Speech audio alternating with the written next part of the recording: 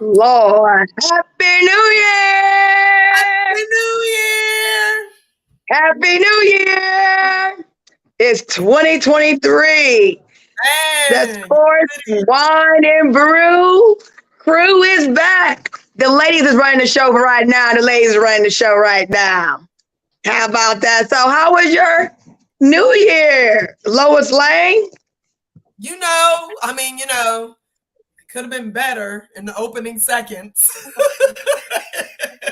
We're gonna get to that. But We're gonna overall, get to yeah, that. I know. But you My know what? God. Overall, it was good. Did you do any fun things with the kids? No, we just ended up chilling out. We went to my parents' house for a little bit.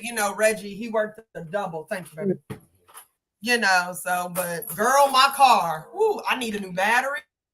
It is dying on me.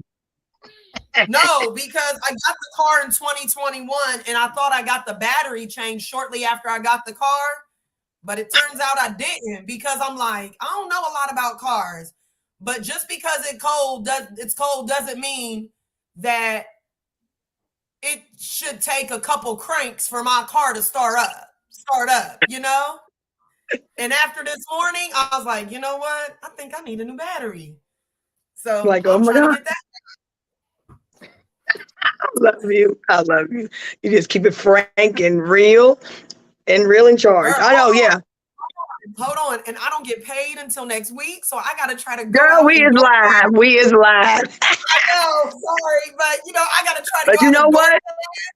That's what we keep it 100 here on the Sports Scales and Wine and Brew. We just relatable to the average fan. And we had a great weekend. Can't believe it's New Year's 2023. I think back when I was a kid, I'm like, we was trying to say it was 1999, where my teacher said cars was gonna be flying, the digital world was gonna take over, and some has happened. I was just telling my students a little bit has happened, but not as much, except for Tesla. And then I've heard Tesla ain't a good car, and people have been saying, they not good working, but they are flying. Because when I look down Morris Road and I be seeing somebody not standing outside, like hanging all the way out their window or in their car sleep while they driving, I'll be like, listen, they doing too much. But our New Year was great. We went to the Canadian side we went to Canada and we went to Ontario. Yeah, girl. so much history. I love seeing you post pics of you and him. I'm serious. I love it. Y'all are just such a beautiful couple. Like even on here, even though you're on opposite ends of the spectrum, it's like y'all keep it tasteful, respectful, and y'all just have fun with it. And then I really love the pics, and I really love the pics when, you have your Ohio State gear on and he has his Michigan gear on. I'm like, see, yes. Girl, and that's gonna be forever. I think until we get laid to rest between June and next June, until college basketball season is over. Whatever. Oh, you see what I'm saying? Already talking trash. Hi, baby girl.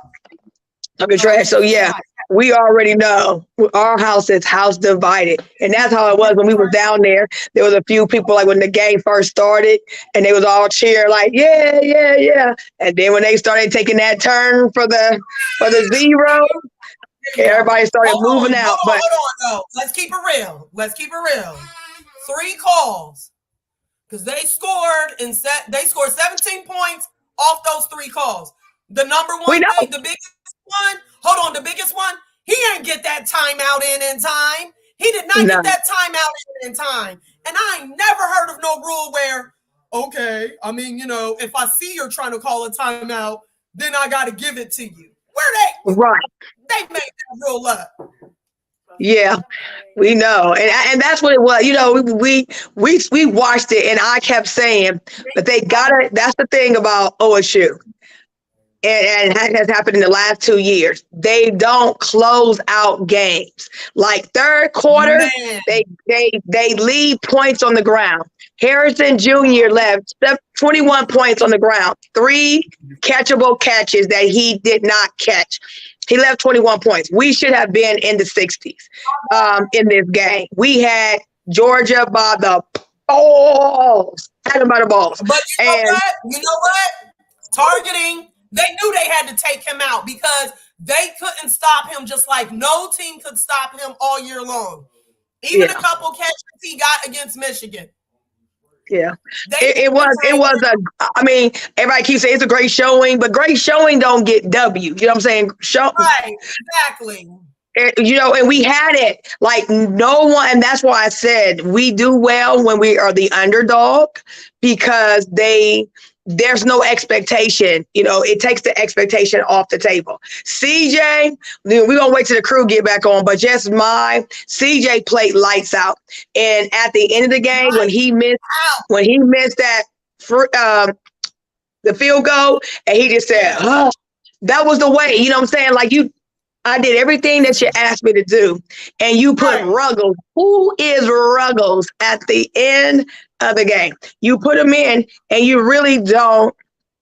He was already clammy. He was anxious. Even when he was walking out the field, I was like, who is Ruggles? In 2 years, he's never had to close a game out. So why would you put him in? Why would you make it where he had to close out the game, where you should have, when that ball was on that 4-1, you should have went 4-1, got the new downs, let him got closer because you had a little bit more time to work with the clock when we was at like 56 seconds. You should have took the 4-1 instead of bringing him out there trying to hit a 50-yarder. You should have took the 4-1. You would have been CJ was moving the ball, quarterback sneak, and then reset because now you had like 2 more downs and you would have got at least another 10 yards, maybe 20 yards because he was going in the air and that would have put him at the 20-yard line. Then it would have been workable. But what you didn't manage the clock. And that's why I said, you know, and then you didn't manage it. You didn't. And it's like, and CJ on the hairball on the side, like hairball. So for me, it was like, I'd rather have gotten blew out than lost by 1. So I know you ain't talking your show for real. So, but yeah, it was, and we were in Canada, and I'm going to tell you something about Canada and about traveling. OSU fans and Michigan fans is everywhere in this world. I know there's other teams, but those 2 teams are undeniable. A hate and love relationship. People were together like we were, and they were like, I'm Michigan, and it was like,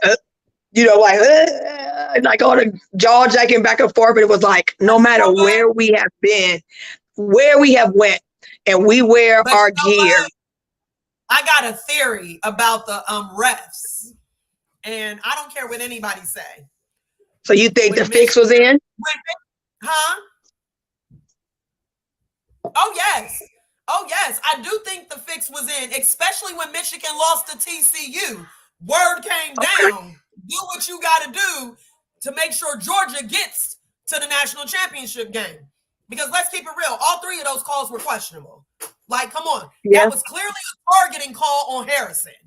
Clearly. Because when you look at that, that's the crazy thing. CJ Stroud thought he was throwing that ball out of bounds. And when you look at Harrison's foot setting, if he would have caught that ball back in the end zone, touchdown. Yeah. That defensive player for Georgia clearly led with his head. Oh yeah. I mean, there's so many, especially 4th quarter, there was questionable calls, like going into the 3rd and 4th. But I also say too, when you get to this level, you can't leave points on the ground. And when Harrison dropped that ball at the beginning of the 3rd quarter, and then 4th quarter, we only got 3 points, and you allow them to get 18, you leave yourself open to where you have to depend on outside forces to assist you. And that was the daggone Ruggles. And I know, and I would never be condoning death threats because, one thing about our fans, they don't have sense. They don't have rationale, and this is a young man who was sent to do a job. And CJ Stroud's mom came out and said he was getting death threats after the Michigan game. Yeah. I just, it was a great game. It was because and what did I say last week? I said last week that OSU, if they go to the air, we're going to win the game. We're going to win the game. And we did just that. CJ knew that it was on him. And I still feel that he felt he didn't do enough because, again, there were some questionable catches because Knowles, and then also Knowles, so his conservative defense playing, like, what are you doing? Like, you had Georgia by the balls. He did. No one never thought we would put up 51 points on Georgia. No, they didn't. I said it, second quarter, I told Bob, if they can get through this first quarter and get CJ set to play on the move, he's going to roll out and he's going to move with them feet. And what did he do second quarter? He started moving, my boo. And I think when he started moving, the players wasn't ready for him to move because you saw plays. Like I said, Harrison missed 3 catchable plays, but I think he just didn't realize, like, whoa, CJ moving out of the pocket. Like, he was moving out of the pocket and he was moving 10 yards down the field. He didn't just stay. So, I was like, I can't nothing give it up, even though we lost. But I have no complaints except for that we should have put at least, if we would at least had 6 points on the board, it'd have been a manageable game and we would have won that game. Yeah. We would have won because we would have been upside. Yeah, because we would have been upside by 3 because they needed 18 to even get in the range that we were at. And even though they would have had that 18. Remember, their kicker missed 2 field goals too. That's what I'm saying. So they had 18, which really just gave them 52 points. If we would have caught a field goal, 2 field goals, or a TD, we would have won by 3, which is what I said. We're going to win by 3. It was a small margin. And what it ended up being, 1 point margin. That was it. Because they were not, because Knowles went to conservative ball playing, ball handling on the defense. What it do, RKL? What it do? What's going on? What's up there, Lois Lane? How things shaking? What'd you say? I say, how things shaking? Good. It's 2023, new year, big things. How was little mama's first day of school?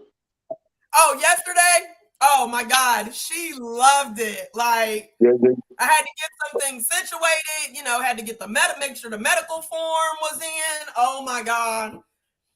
So I ended up leaving work on Tuesday to go to the doctor's office to get it because their fax machine wasn't working. Jesus. But, yeah. What'd you say? Damn, they couldn't email it? You got to talk to that man. They always remind me. But damn, they couldn't email it?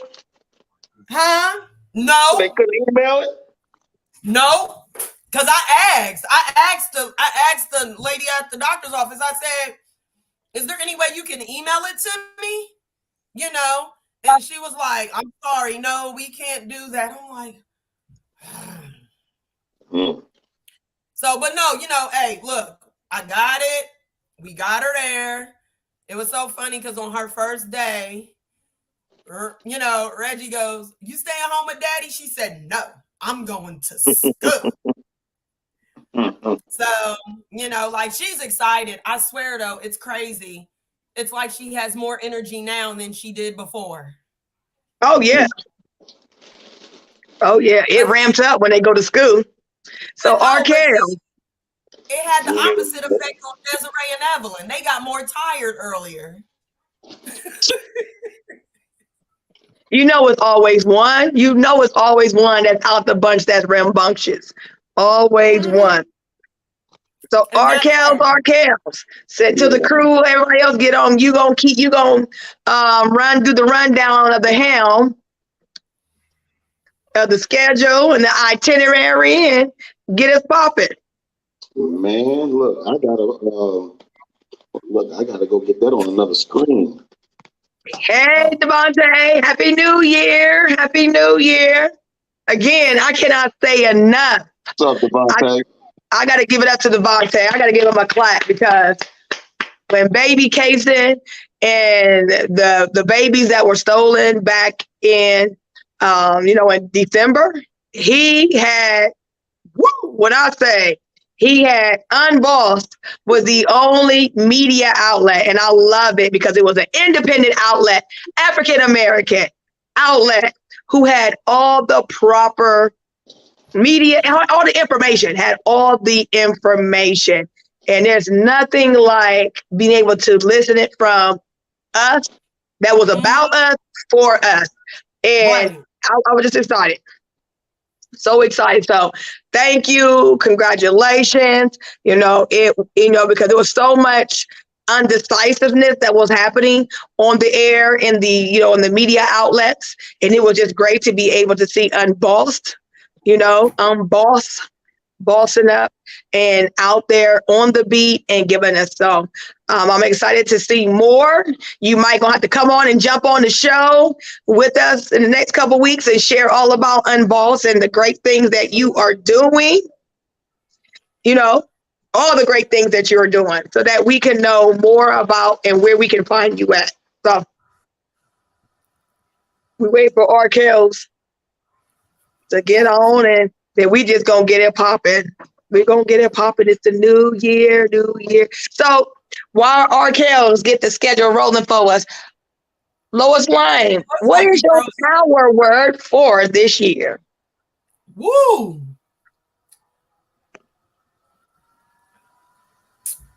You know what? It's more of a phrase for me. Okay.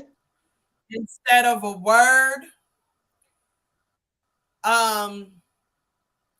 And it is believe in oneself.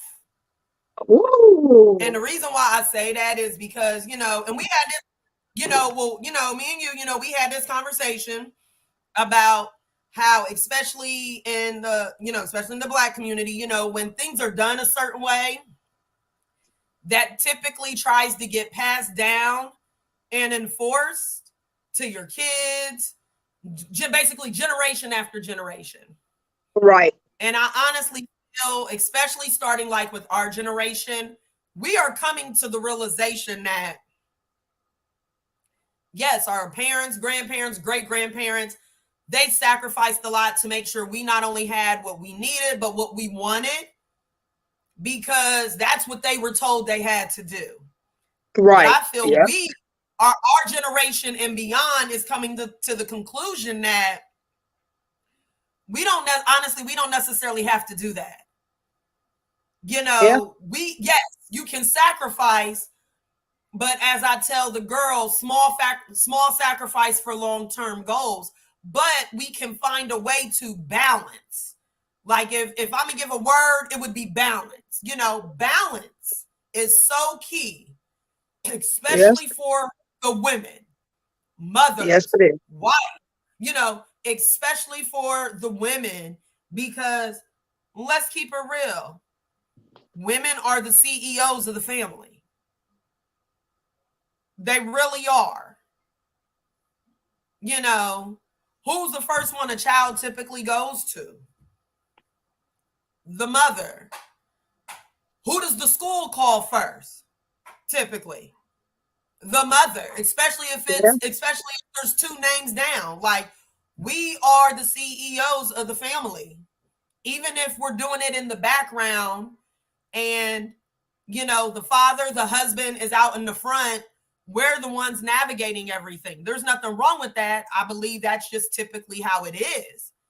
But I came to that conclusion because I realized for myself, to keep it all the way 100, that I would talk to folks, especially family members, love them all, but I did let family members' opinions in the past persuade my decisions.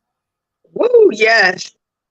And with this particular decision that me and my husband just chose to make, I'm already preparing myself for possible backlash, possible negativity. Like I told you before we got on the air, everybody might surprise me, but I'm preparing myself for possibly there being some negative feelings and words said, and people not thinking that I was the catalyst for this. Sorry, when an ad came up. Okay, there I muted. But you know what? Like you're saying really quick. Yeah, it is. But you gotta. I think COVID allowed people to have a place in a space, and understanding their own set free of negativity, direct backlash.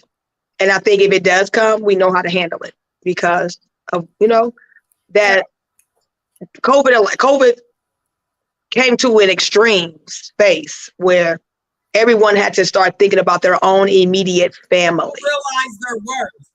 Yeah, your worth. Woo, that's girl. We can talk about that all. Woo, we. Yeah. Because think about it. When everything started to open back up, like companies are begging people to come work for them. They are putting out all these crazy. I shouldn't say crazy, but we're seeing advertisements for bonuses and different things because folks have realized their worth. Oh, okay, hold on. Okay, I can go without cable. I can go without this. Oh, okay, this will keep this much more in my pocket. Like folks are living with less and they're going for theirs because they're like, hold on, I don't have to settle. If I make adjustments, I can get to where I'm really trying to go. Yep. Get down. Yep. And you're so right. Yeah, you're so right. And Arkells, I was asking Lois Lane, like what's your what you got on, like what was your power word? What up, baby bears? What up? Happy New Year. So I was asking Lois, I'm gonna ask you, what is your power word or your phrase for the new year? And that's going to be the question of the day. So if you were like, who's watching, listening, even with the replay, put hashtag replay, Sports Kells Wine and Brew. What is your power word or phrase for 2023? Don't put up with no BS. Woo, what you say? Don't put up with no BS. Woo, no, put up with no BS. No BS. Yes, yes. Yes, my power word is restoration. Restoration. And restoration can come in so many different layers. But I think for me is that everything that, Lois, you touched on it. Everything that we have done from generations past has been like a stepping stone, but it has always been where you still included everybody in that space. And I think restoration is for where you have now said, I'm going to restore everything that was taken from me, everything that I had to go without, everything that was, I know what that means. So when I look at restoration, for me, it's restoration and vision. The restoration is I'm going to get back to everything that I put in. I'm going to get it out. So all the seeds that we have been planting, they're going to be restored. All the seeds that kind of fell off the tree or, all the seeds that didn't sprout. Sorry about that. All the seeds that didn't sprout. They're going to sprout. And they sprouted during COVID. And now they sprouted during COVID, came out of COVID, and they became small little buds. Now they are about to be flowers, blossom flowers. So you're going to get back everything that you thought that you knew that you worked for and you didn't get. And that goes back to Arkell's statement. Don't take no BS. You've got to step out. You got to step out on what you believe in. You got to step out on your voice. So my power word is restoration. Restoration. So Arkell, are you ready for us? Are you ready for us? Yeah, so Troy's power word is can I borrow $1? So I don't know where he's going with that one, but I'm assuming that's to aid his betting habits. And I can see that.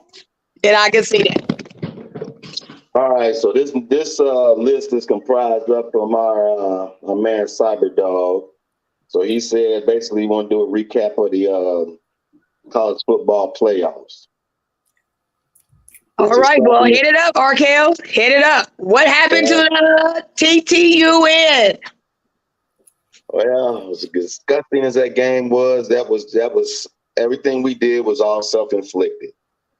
Coaching staff did a piss poor job in preparation for that game. If you got a coach telling you that we gonna basically take your one strong suit away, the only thing that you living off of is the running game, and we gonna take it away.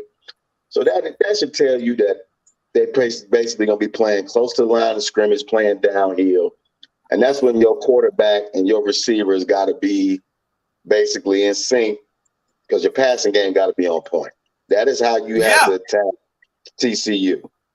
And they relied too much on the run game. And if they were going to do the run game, you had to hit TCU on perimeter runs, quick pitches, off tackle runs. Nothing up the middle. It wasn't going to go down because that's what they was playing for.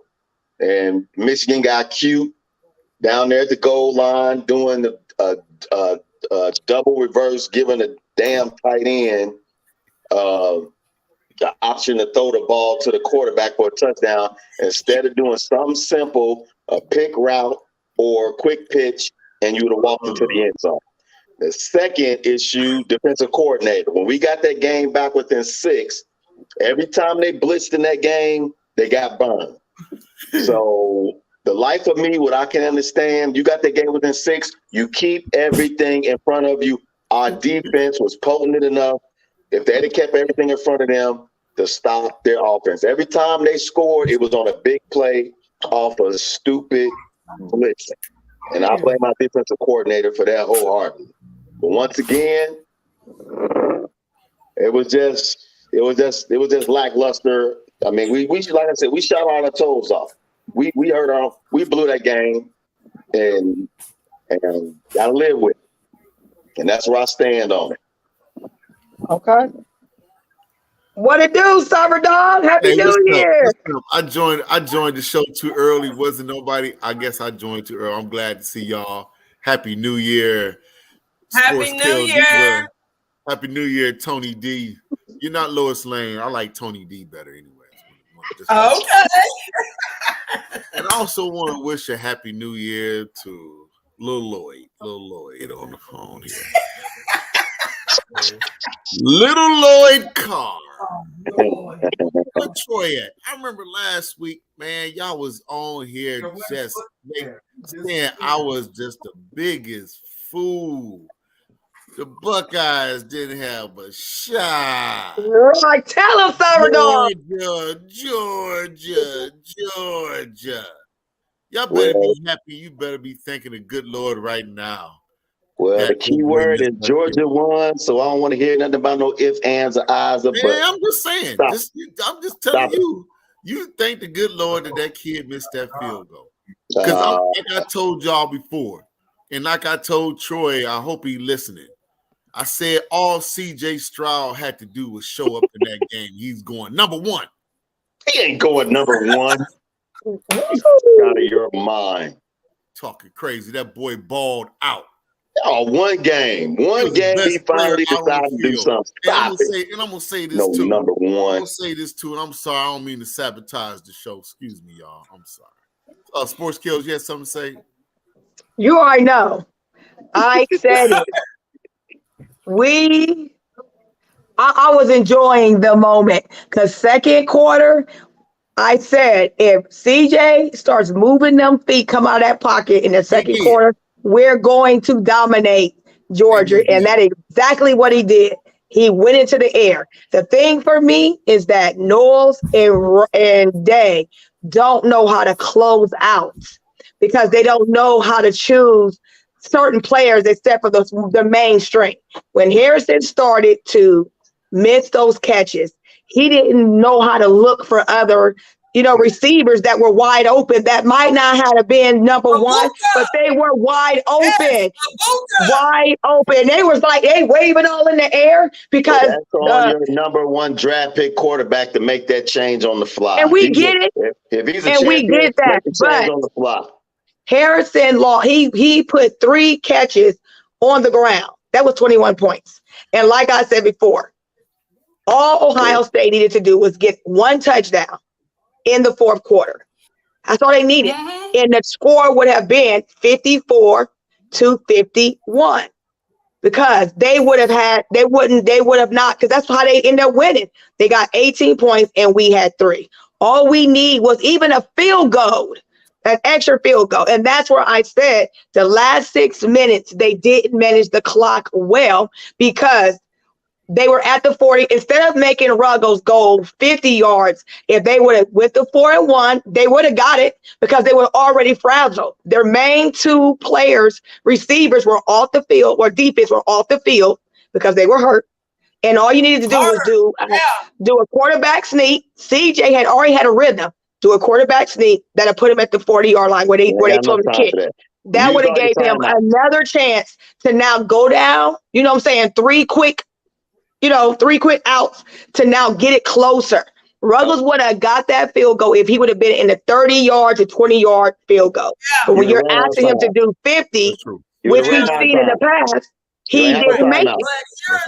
But see, here's and then they ran the timeouts. No, you didn't. Right. And then here's another injury, see, that nobody really talks about, and this is big in the passing game. Because when you look at Ohio State and how they do their offense, their tight ends are big for blocking. Like, that's one thing they do teach at Ohio State. Wide receivers and tight ends, if you can't show me that you can block, you're not making it on that side of the ball. You're not going to get that shot. Remember, Stover went out in the first half, and that was big. Now, his backup...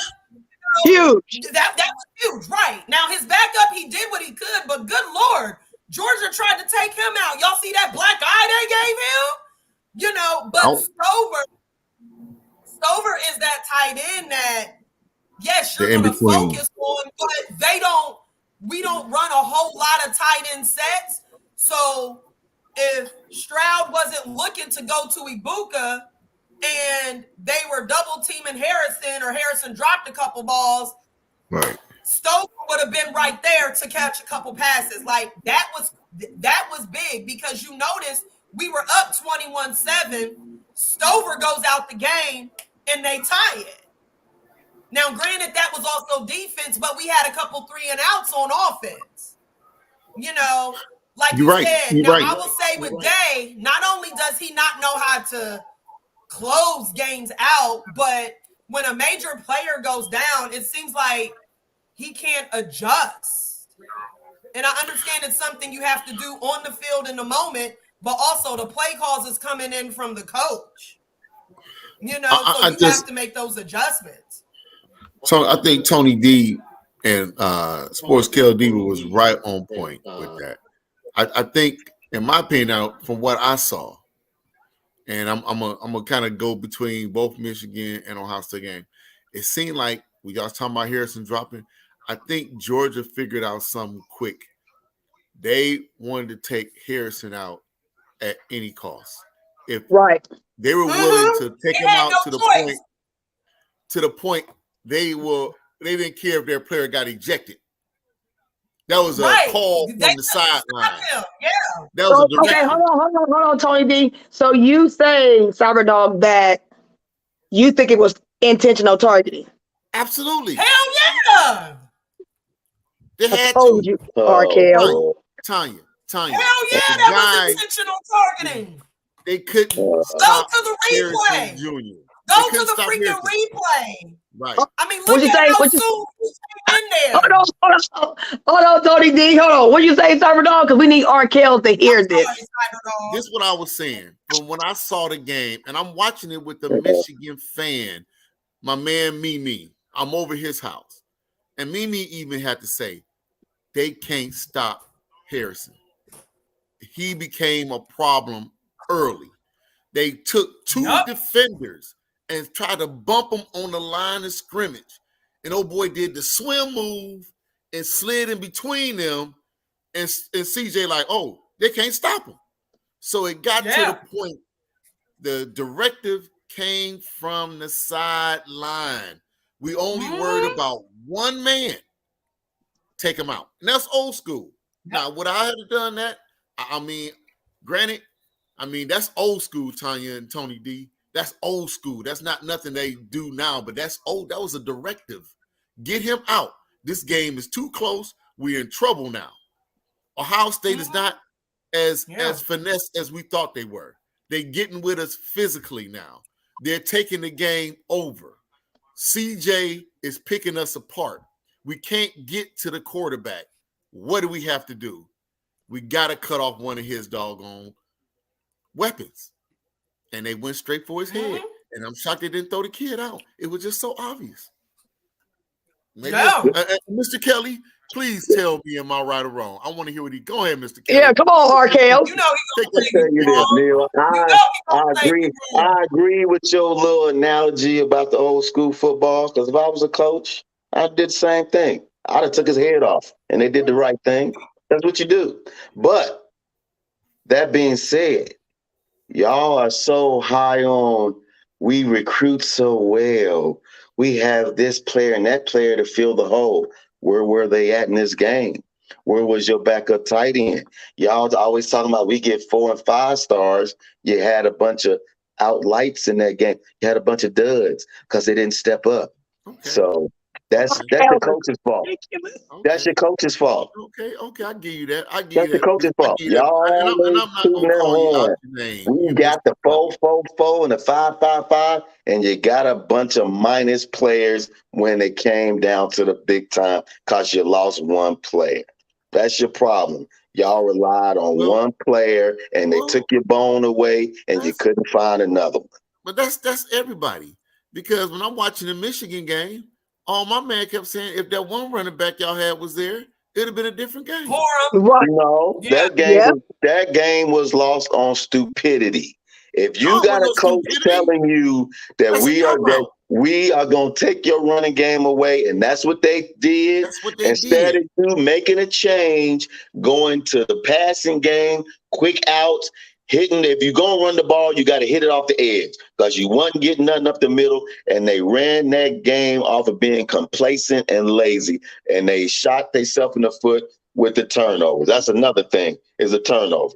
But then the thing, when they got the game close, kept blitzing, which was a dumb move. Keep everything in front of you. Your defense is stout enough to stop them, but every big play they got, it was done on a blitz, and that's how we lost that game, off of stupidity. I mean, you know what? One thing, when you're not biased and you telling it like it is, you call it the right way. And I must admit, I was watching that game against Michigan and TCU. I think what happened was the opposite that happened in Ohio State game, where Georgia came in feeling like they were just going to run through us like Alabama and it wasn't going to be a game. Yeah. Michigan, in my opinion, correct me if I'm wrong, y'all, Michigan came on to me thinking that they was just going to run through these boys. Right. There'd be no problem. Exactly. That it was. That's what it was. But my thing is, if you got a coach telling you in the press conference, we going to take away your number one option, that's fine. But you got to have enough sense to look at yourself in the mirror and say, okay, now if you're going to do that, you basically got to play that second half like Ohio State. We got to go to the air, and we're going to make you pay that way. And when they start throwing the ball, they made them pay. But like I said, our defensive coordinator, he got all up in himself. Stop freaking blitzing. If you'd have kept everything in front of you, I guarantee it would have been a lot of 3 and outs, and we'd have climbed out of that hole by the skin of our teeth and won that game. I thought y'all was going to pull it out. No, defensive coordinator killed us. Got to stop blitzing because everything they got was off of big plays, off the blitz. Who in the world blitzes a DB that's on the far left side of the field and your quarterback is on the other hash mark? Who does that? And you do an 8-yard out and that turns into a 78-yard touchdown. Stupidity. I just think both games was great. Coming from a biased point of view, they both suck. I think both great games was great. I wish the outcome had been Ohio State versus Michigan. I think nobody. I got a theory. What's that? Let me hear. I got a theory with the ref calling. I was talking to Tanya about this earlier. Honestly, when you look at it, Ohio State, Michigan, I feel that definitely would have been big money for the championship game. Oh my God. I said that. Right. Hold on. So this is my theory. Once Michigan lost, I do believe word came down from the top people to make sure that no matter what, Georgia pulled out that game. Because those 3 calls, I mean, come on. It was clearly, we talked about it, it was clear targeting on Harrison. He did not get that timeout called in time. He did not get that timeout called when it looked like we was about to punt on 4-1 and we got that first down. And then there was another call too.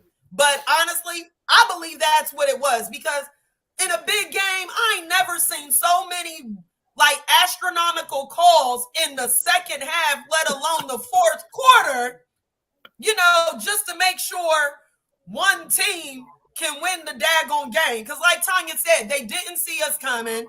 Everybody said it was going to be a blowout. Right. And I kept saying it up to the game. Don't try to go up the middle. Go on the edge of the defensive line, which they did, and they even did it with some running plays with Stroud. And the passing game on point, and Ohio State had a chance, and they did. But I agree with Tanya. Knowles got so complacent at the end, and I think what happened was when what's-his-face, who was that slipped? Ransom? When he slipped and they got that touchdown, I think that's when Knowles went into a panic. But other than that play, I felt Ransom was holding his own, really. I ain't gonna lie, I was praying for a pick 6 or a pick or something. I'm like, come on, y'all gotta do something. But they had ample opportunity even on offense. There was a couple times when they had 3 and outs, when it was 4-1, 4-2. I felt they should have went for it.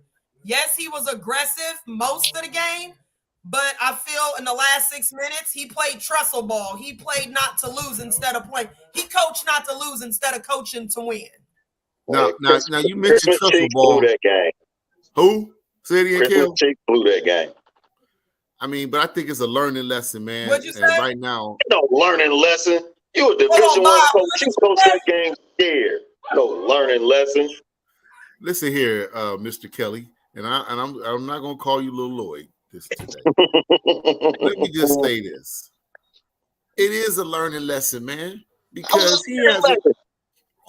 Just hear me out on this. Yeah, go ahead. Ryan Day really is an offensive coordinator. Let's just call it what it is. Okay, he came in when a time where Urban got into some stuff. Urban got into some stuff. And it's easier to promote in some cases, it's easier to promote an offensive coordinator to the head coach than the defensive coordinator, in my opinion, because offense is so important. Okay. He's still learning, man. To Sports Kel Diva, she hit it on the head. He don't know how to close. That comes from losing games, learning. Like Harbaugh. Harbaugh know how to win. He just ain't won the big one yet, but he does know how to win, okay? And that's why, hell, Denver is willing to give him $20 million. $20 million a year. Can you imagine that? He can. Well, there's other reasons why he's trying to bolt to the NFL. Uh-oh. That's another topic. Go ahead, Tony. It ain't just about the money. Come on, let's keep it real. That move is not just about the money. But he already said he already put it out there. He's not moving. He made an announcement. That's what he's saying as the coach. Maybe not this year. Okay, come on. Okay. Let's keep it real. How many times have we seen this movie? He hasn't he said that right now. The results of this investigation and the punishment has not come down. Come on, y'all. Let's keep it real. Look, that investigation is any, miny, mo. Look, them two little minor things is about a phone call to a recruit, and the next one is about having a staff member that shouldn't have been coaching. There is nothing major about them two. Them just little incy, bincy spider incidents. But you know what? No. Hold on. I read an article. That's There's not the nothing only thing major they're gonna go looking down into. with that. Go ahead, Tony. Tell him, Tony. Hold on. That's not all they're looking at. They're also looking at his cooperation when they came to them with the allegations. So if they find fault with his cooperation or lack thereof, that's where it could be major. Because remember, with Jim Tressel, it was an email. But the fact that he hid that email from that government guy, I feel that's ultimately what got Tressel out the door. Yeah. Well, that was the bigger picture. Y'all was right. That was about stealing money When you look at and that robbery investigation, and tattoos and necklaces, okay? And How minor was that? NCAA only found out about that because the FBI was doing an investigation into that tattoo shop owner. But it didn't really hit the fan until it came out that Tressel got a heads-up email and he didn't get rid of that email to leave no paper trail, to leave no digital trail. Right. That's when things hit the fan in that investigation. That was part of the Youngstown's mafia. That's why he went down. Arkells, whatever. You know That was part of the Youngstown mafia. Cyberdog, can you please? You better hope Harbaugh ain't got nothing out there. He ain't got nothing. We're fine, trust me. After that money bag gets dropped off on Sunday night, it's all gonna go away. Cyberdog, can you please put Arkells in the spot and then we gonna let you take over? Can I just say some? Come on now, please. Let me just say some sports scale diva. Now, anytime there's any type of infraction or impropriety going on at Ohio State, I get a text from this dude. He's telling your school there's some crooks, they this, they that, and this came out, and this dude ain't say a peeping word. But they are minor fractions. They are minor, minute incidents. There would be nothing. Oh, so there are infractions? They're minor infractions. Cyberdog, he ain't Cyberdog. He don't want to talk about it. Cyberdog, he don't want to talk about it. They are making phone calls after the dead period in recruiting. Then you have one coach that should not have been coaching, and he coached, and that is it. Okay, that's all. Nothing. Cyberdog, can you please let it be known so it can be ever written? None of them wins, buddy. Nothing major. Nothing major. You better hope they don't have to vacate none of them wins. I just want to say Michigan money Nathaniel. longer than Ohio State. Michigan money longer than Ohio State. That's all I can say. Is it Bunky? Hey, Troy. Michigan. What'd you say? Whose money longer than who? Say it, Cyberdog. Michigan money is longer than Ohio State's money. And you know it. Because any other place, we'll be the first one. We always got to come out. We're wrong. We're this. Michigan sticking behind Harbaugh. They sticking behind him like he the little white Jesus. Real talk. That's some haterade there, buddy. That's some real haterade. And khaki pants. And you know they wrong. They all some freaking crooks, if you ask me. Well, we got to keep watching this. Yeah. When you look at that 5 shirt he got on, number one in the country, it ain't even ranked right now. Turn that shirt inside out. Hold on. Turn that shirt inside out. I'm looking through this article, and I want to read this.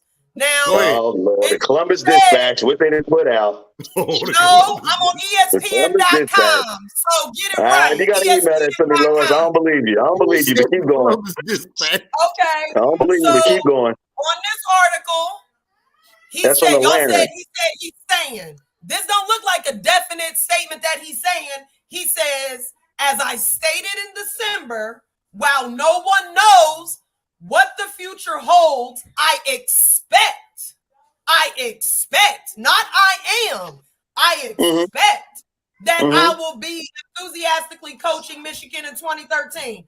That don't sound like no definite I'll be staying to me. That's a misprint out of the Lantern, so we will retract that statement from you, Lois. Please. Whatever. retract that No, it statement, ain't. Lord. Thank you. No, Thank you it for that ain't. upbeat information. No, it We ain't. appreciate that. No, it ain't. So It's not, Miss Happy New Prince. Year, Bookie Troy. Happy New Year. Troy. Happy New Year. Happy New Okay. Year to y'all. What's up, fam? What's up? We in here going at it. So what was your this ain't my I week. heard. Cyber Dog, come on, take over. It's yours. You the lead. Roll this. Let's roll but it. you know what? I'm so used to. I think I like it. You just add so much, order when you handle it. So I appreciate it. You know what I'm saying? But yeah, first of all, let me say, Troy, I did get a chance to run my mouth, and I saw your comment. Yeah, but I ain't fired yet. You'll fire me, but you won't fire Harbaugh. But that's okay. And you won't fire Lil Lloyd. Oops, I said you was fired because you ain't because you the lead and ain't on the lead. How you the lead and ain't on? I was on first when That's nobody why I said on. you fired. Yeah. I was on first. That was my bad. I was on. I was ready, and I said, okay, maybe they moved it to 8. I wasn't sure, so but I'm here. Right. Yeah. I'm here. But go ahead, It's all bro. good, bro. I'm just messing with you. I know you are, bro. We talking about this weekend, Troy. Go ahead, man. Just round it up, and I'm gonna let you talk. I'm gonna be quiet. Talk to me what you saw on both games. Any order you want: Michigan, Ohio State, or Ohio State, Georgia, or Michigan, TCU, whichever order. I just want to hear what you saw last Saturday. Well, y'all saw my comment in the text about Harbaugh and his pants. So that was all I need to say about that. So as far as Ohio State, their defense just let them down. Right. They had two 14-point leads. How you blow that? Two 14-point leads. They had the game. Yeah. And then their kicker just went and did a Jim Harbaugh in his pants, and the game was over. Hey. That's all it is. Retract that statement. Absolutely not. I'm not retracting nothing. Retract that statement. Right. If you're gonna talk about Harbaugh, you keep it on the Michigan side of the fence. Don't put that little fraudulent, scared kicker in the same breath as our Big Ten champion coach. Jesus. Oh Lord, here he goes. Ohio State had two 14-point leads. Choke job. Choke job. Two 14-point leads. You shouldn't blow that. What doing. Deer in the headlights. Markel, I know you ain't talking when y'all was out there running the ball like y'all was scared for life. Look, y'all had that game in the back pocket, and you know it because you was celebrating, and you was all smiles and giggles. When that clock hit because y'all was real. I ain't gonna lie, man. I thought we had it. You know how I know they had the game? They had the game in the back pocket because they was real animated on the group text. They was, he don't like to run, which he don't. He did run. Oh, he don't like to do this. Oh, he don't like to do this. What he doing now? He got y'all down to where y'all supposed to be, and y'all still blew it. Hey man, but I think what you say, Tony D made a good point. Tony D made a good point earlier, man. It was it was some shenanigans that went down in that game if you looked at it too. I mean, but it's football, football. Yeah. So, yeah, you do still have to go out and play the game no matter what. It's a team sport, Neil. I don't care. It's a team sport. Even though your big time player went down, I'm going to say it again. Y'all are always talking about recruit, and nobody showed up. Nobody showed up. All right, so before we're gonna pause it right there on that. We're gonna once we get to the when Troy run down the games, we're gonna also get the everybody pick on who they think gonna win Monday night. But we're gonna go through these topics real quick, y'all. I hate to bring it down. All right, let's get it. Wow. This is a serious one. My thing is I just want to know if everybody go back to last Monday around about, I'll say it had to happen about 8:45. I came upstairs. I was trying to, get the game together. I think the Bengals had just scored, if I'm not mistaken. Buffalo scored first. and the Bengals came down. And I'm watching it, and I see the hit, and I saw the young man fall back. And when he fell back, I thought somebody had hit him, but I didn't realize the situation or the seriousness of the situation until I heard the tremble in the voice of Joe Buck and Troy Smith. And obviously they were shook. And at that point, I knew something didn't feel right. Huh? Yeah, when Hamlin went down. So doing that whole situation, I just want to go around the room. I'm going to start on the panel. I'm going to start with Tanya. And Tanya, whatever you want to just say about that situation, and we'll go from there. We'll move on to Kelly, Tony, Troy, and then myself. So go ahead. You know, for me, I think it was this, the way social media, like how instantaneous it is, you know, and what happened on the field, because there were many fans that were in the stadium. And so they were texting and, you know, like on social media and sharing that he had passed away on the field. And then the AED came out, the AED, you know, the paddles that they use to bring him back to life, you know, and to, because they said he flatlined twice. And so for me, you know, like you said, watching that on live TV, because when he stood up and then he fell down, like I kept having Bob rewind it, because I was like, where, like, you know, when he first hit him, and then that's when I saw Higgins. They show Higgins walking off the field. That's when I realized that the game, it wasn't about the game no more. It was about, like, you saw I took it as I saw grown men crying. And one of my lady friends, she actually was in the game, and she said that the cries were so loud, that's why they muted it on the TV. Because usually you hear all the background noise when, you know, when somebody gets hurt, you're still hearing the background noise. They muted it because the cries that were happening on the field were so loud, like the anguish and the uncertainty. And I guess when he flatlined, that was why you really saw the players, you know, lose it, because he did, because his family talk about it. And then to see him speaking, that's what the mom said, you know, if it had not been for the Cincinnati first responders getting there, she said he probably wouldn't have, you know, he probably wouldn't have lived. So I know what's happening right now. He's speaking. He has the breathing tube was removed Friday. The Buffalo Bills did say, and he was able to communicate, because early that morning he was just writing. And so he asked him, when he woke up, he asked him, who won the game? And for the coaches to say, you know, it was life.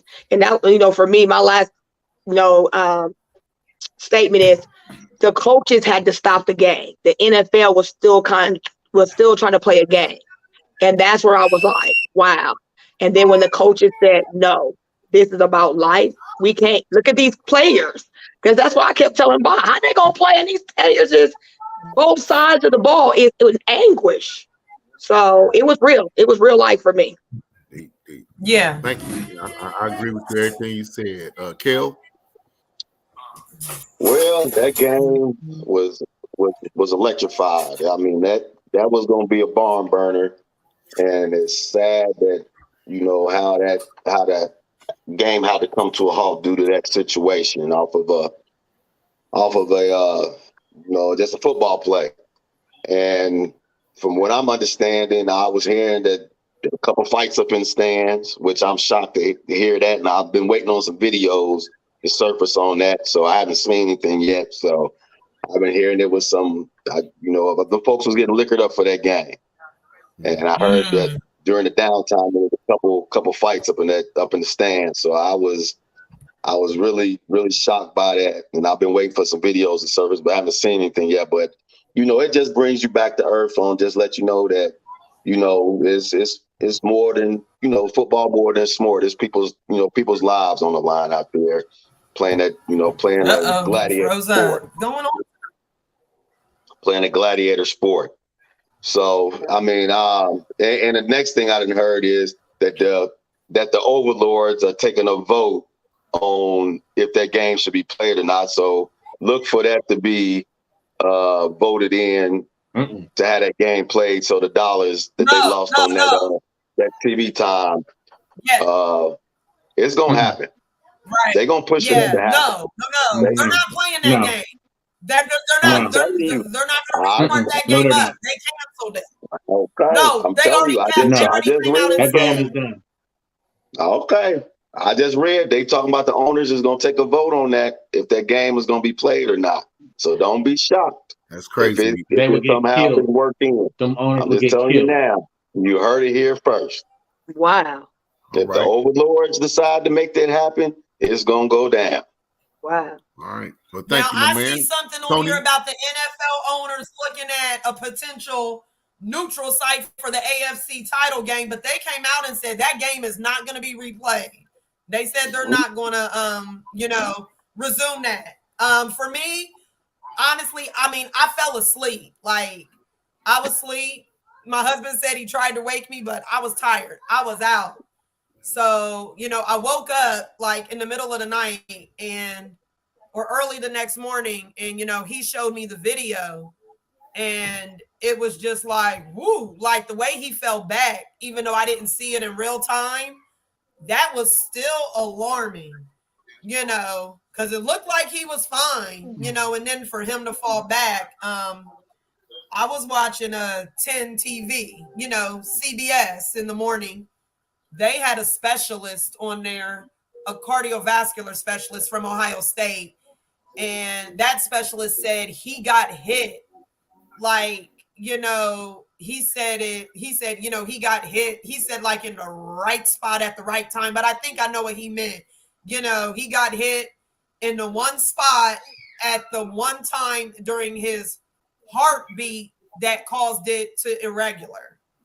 It's been a lot of, there's been and I'm sure we'll get into it. Well, I see one on the list here, it's been a couple folks that have caught some flack for what they said.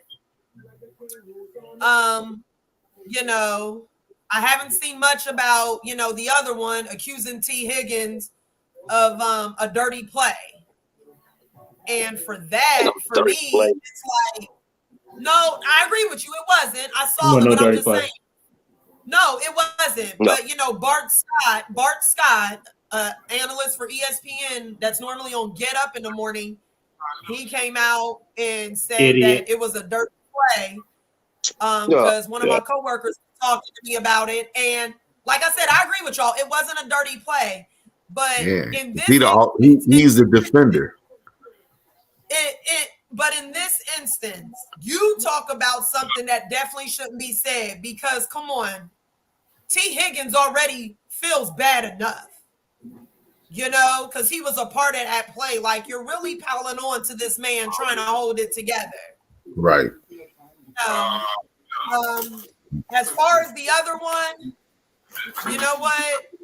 I had to dissect that tweet.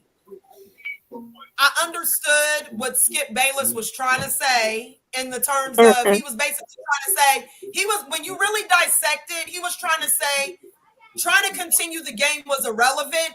His wording was just all wrong in that tweet.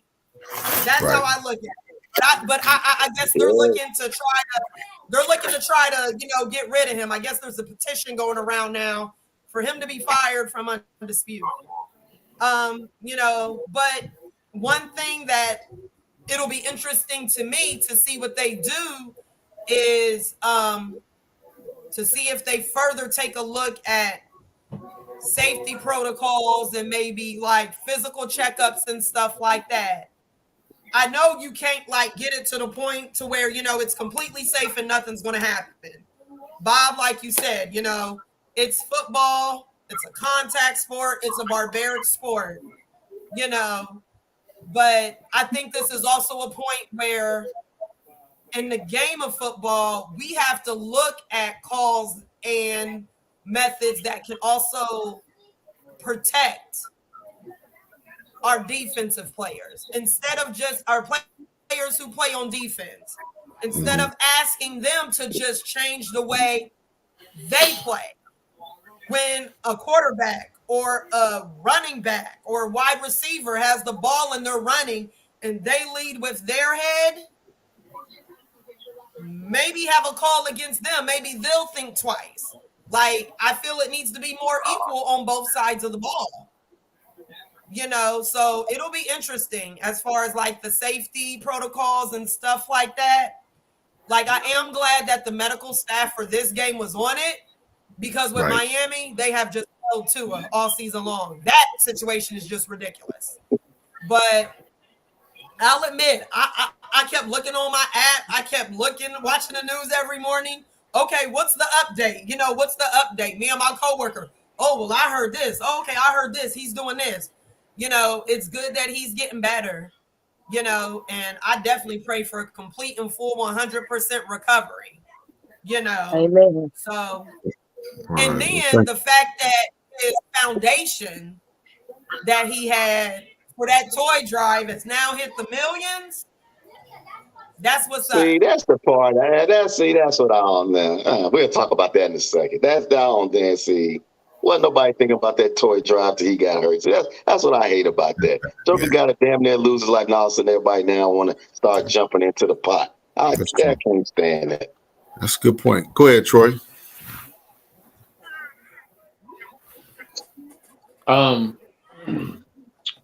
Damar Hamlin was in the right place at the right time for his cardiac arrest. He had I see what you're saying. First responders there within seconds. And that's probably what saved his life. Just think about me, you, Tanya, Bob, Lois, Cyberdog. If we had our jobs and we fall out like that, we might be in the break room, we might be at our desk, we might be walking around the building, get some exercise, and we fall out like that. We probably wouldn't make it. Right. You know what I mean? Right. Just to be 100% honest with you. Right. That man, it took seconds for him. Just think, when he's down like that, his heart stopped, his brain is also going in shock, his vital organs are going in shock. You got to give a shout out to those medical providers, man. They saved his life, literally, because that's the everyday citizen like me and you. Cardiac arrest. They say 1 out of 9 people survive. That's crazy. Out of 9 people. Think about that. He was just that one. He was just that one. He was in a position where that he had people on the scene in seconds. Seconds took him from his brain not going dormant. Seconds took his lungs and his liver not going dormant and not being able to recover. He is blessed. He is blessed like no one has ever been before in his life. And I hope that, you know, everybody can see that his recovery is a blessing. And it is. And I'm happy for him. I'm glad we didn't see. I'm glad we didn't get to see somebody actually die on the field. Man, because that would have been bad. And this week 18 coming up would not exist if he would have passed away, because they would have got rid of that. And we don't know what would happen with the playoffs. We don't know what would happen with the Super Bowl. They would have had to push everything back. There was a lot of implications with him and his survival. You know, not trying to say it's just about football, or you know what I'm trying to say. I'm happy for everything that happened with him, you know, and I'm happy for the first responders, man. You got to just give them their shots out, man. They saved that man. They saved his life. They sure did. You know what I mean? And for the everyday person, like I said, everyday person like me or you, it wouldn't happen like that. You know what I mean? It happens every day. We've been waiting in the lobby. And Troy, you are so right. Like when you said that stat, every day. Like it makes you even think. Now that you're saying that stat, 1 in 9. Like that meant that he was that one person. He was that one. Ooh. Because he was at the right place at the right time. Yeah. And that's what they said. They said that they were the right person. Man. And he gonna have a story to say when he finally come out of it and recover. And they had to reach just think they even after that they still had to bring him back a couple more times. So Yes, in the he hospital. still wasn't out the Yeah. woods. For him to make the recovery that he made is a miracle. It's honestly, it's a miracle and a It blessing. is. He might not never play football again, which is fine. He still got his life. So that's what it all comes down to. You can still breathe and walk and touch your children and your family members. If he has any children, I don't know. Right. He still has a life. A lot of people can't say that at all. And we're gonna You know stay what I right mean? there. As far as T. Higgins, Yeah. it wasn't a bad. T. Higgins didn't do anything wrong, and everybody is, you know, getting on T. Higgins saying that he did this and he shouldn't have lowered his helmet. It was a football play, and you know what person that ain't left that hospital since he's been there? It's T. It's him. Higgins. T. Higgins is at that Right. hospital right now. Right Yeah. now. T. Higgins is at that hospital right now. You know why? Because they was boys coming up. They went to each other's camps. You know what I mean? It was a football play. It can happen to anybody. It can happen to anybody. You just never know. He just happened to be in a rare position at a rare time in a rare area of his heart that got hit by that helmet that stopped his heart. Yeah. Crazy. And like I keep going back to it. Shout out to those medical professionals that saved his life. Because if it wasn't for them, we'd be talking about something different right now. Go ahead, Sergeant. That's real. And that's real talk. And that brings me right. We're gonna stay right there because y'all kind of touched on it. So I'm gonna go back to Tanya now. Did the NFL do the right thing? Did they handle it correctly? And when I talk about that, let's talk about it far as did they handle it correctly? Because I don't think they were going to end that game that night.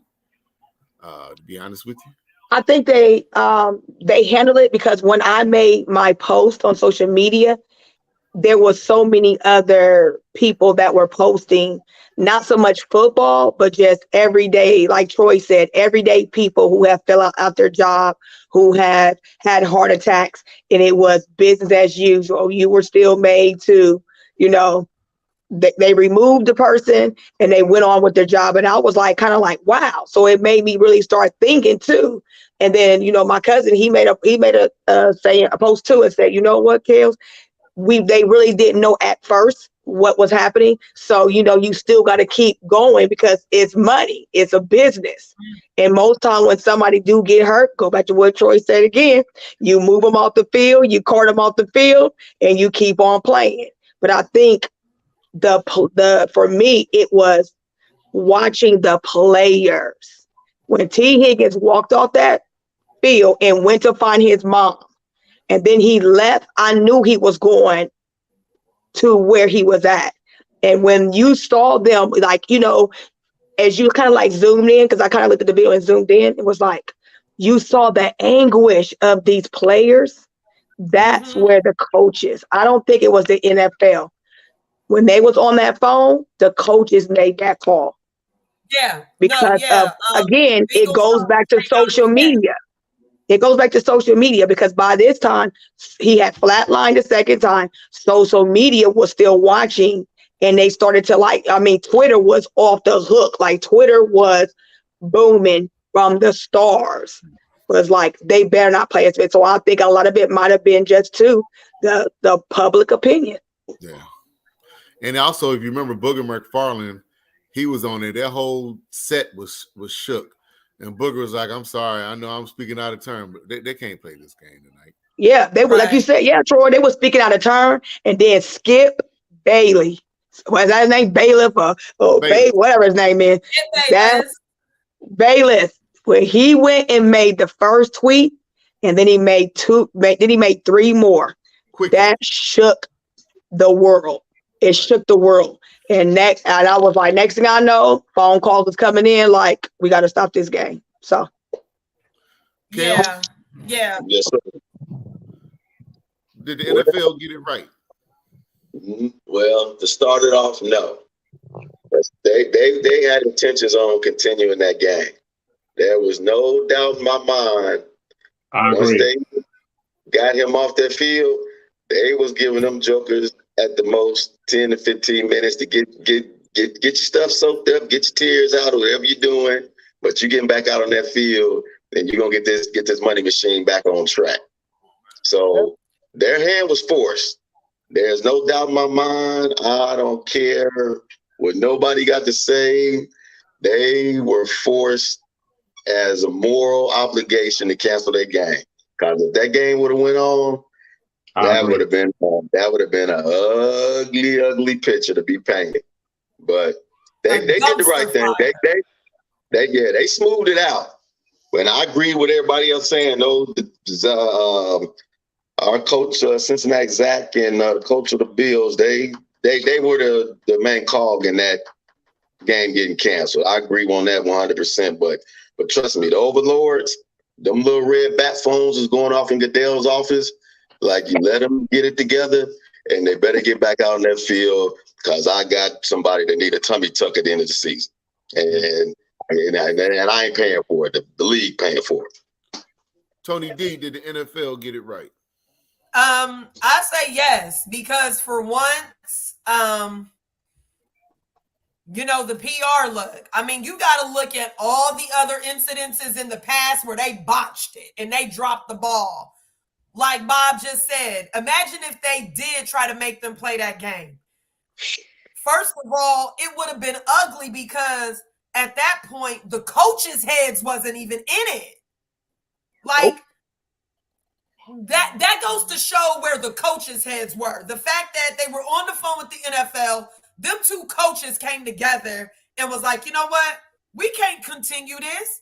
That tells me them coaches, their heads wasn't even in the game. They was looking at it like, there's no way we can continue this. I mean, it would have been a true crap show if the next day, all night, on social media, on the news, like, if they did make them finish that game, imagine every sports talk show the next day. Imagine every news channel that had a news segment. Like, you talk about complete chaos and just, oh my God, it would have been crazy. I mean, but I do agree with Bob, like, the NFL was trying to make them. But the public forced their hand. Well, I said the public was like, no, you cannot do this. How you gonna put these players through this? But I also agree with Tanya, like, when you look at the anguish on those players' face, the tears, Buffalo getting down as a group on one knee and praying. You knew it was serious. Because, like we've said, what's protocol? I'll take it back to, 5-7 years ago. The defensive player for the Steelers, Ryan Shazier, when he wasn't moving. They came out, they got him off the field, they gave Pittsburgh and the other team a chance to, pull it together, and they continued the game. That's why I say, when you dissect Skip Bayless's tweet, I do believe it was misunderstood. Now, looking at it, I feel if he hadn't put at the beginning of it, I feel if he hadn't put but how, it could be taken a little better at the beginning of that first part. No. I think I think he was saying in the past, players have gotten hurt. We've made sure they were okay, got them to where they needed to be, and continue the game. And at the end, he said, which suddenly seems so irrelevant. And it's true because, see, I didn't know about the flatlining until I started reading more, that he had flatlined on the field. So I don't know what was coming in through the broadcast when it was going live. So I don't know who all was getting what information. Like, we weren't right there in the midst of that huddle. So we didn't know exactly what was going on. Like Tanya said, I guess there were cries out in the crowd that got muted. I mean, this was a very unusual situation. From a PR stance, you know what? I feel they got it right as far as, like, trying to play the game, trying to restart the game. I don't know. I mean, that's a tough one. But if the players feel they can't go back to that game for that reason, then you have to respect them. Yes, this is a business. Yes, they are employees. But at the end of the day, I mean, come on. You know, sometimes you just got to take it for the team. These owners ain't losing much. It's one game. There's still another week. There's still the playoffs. There's still the Super Bowl. You know, both of these teams are going to make the playoff. So realistically, I mean, what's one game? Because like Tanya said, imagine if he had actually died on that field. Ooh. Imagine what would would there even be a season? Would there even be a rest of the season? Because I know there was talk that for the longest, they weren't sure if the game against New England with Buffalo was going to happen. Because they said they talked to the team and the team's focus was his health. Was he going to pull through? Now that he's breathing on his own, he's starting to talk, he's communicating. Now I see them playing against New England. But if he was still on life support, I would tell y'all, don't be surprised if they don't play that New England game. Deep. Troy, what's your take? Did the NFL get it right?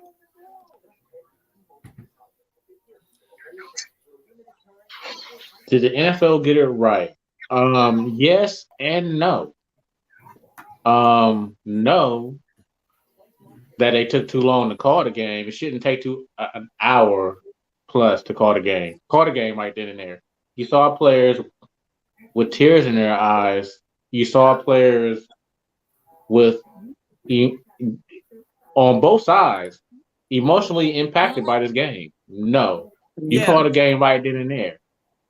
Right. Yes, they got it right because they actually called the game.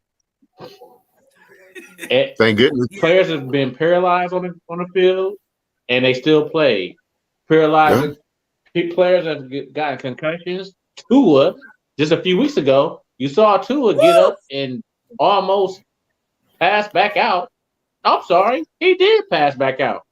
Right, and they put him back in the game.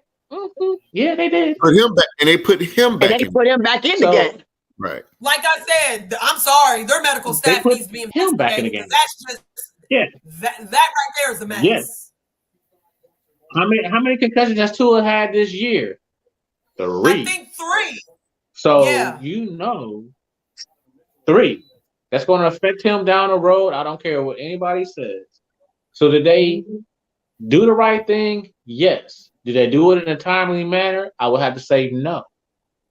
Because they should have canceled the game ASAP because somebody's heart stopped. Yeah. And they had to give him CPR to live. If you're on his team, you want to play?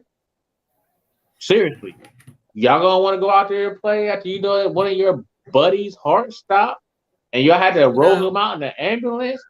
Who going to want to play in that? It should not have taken an hour.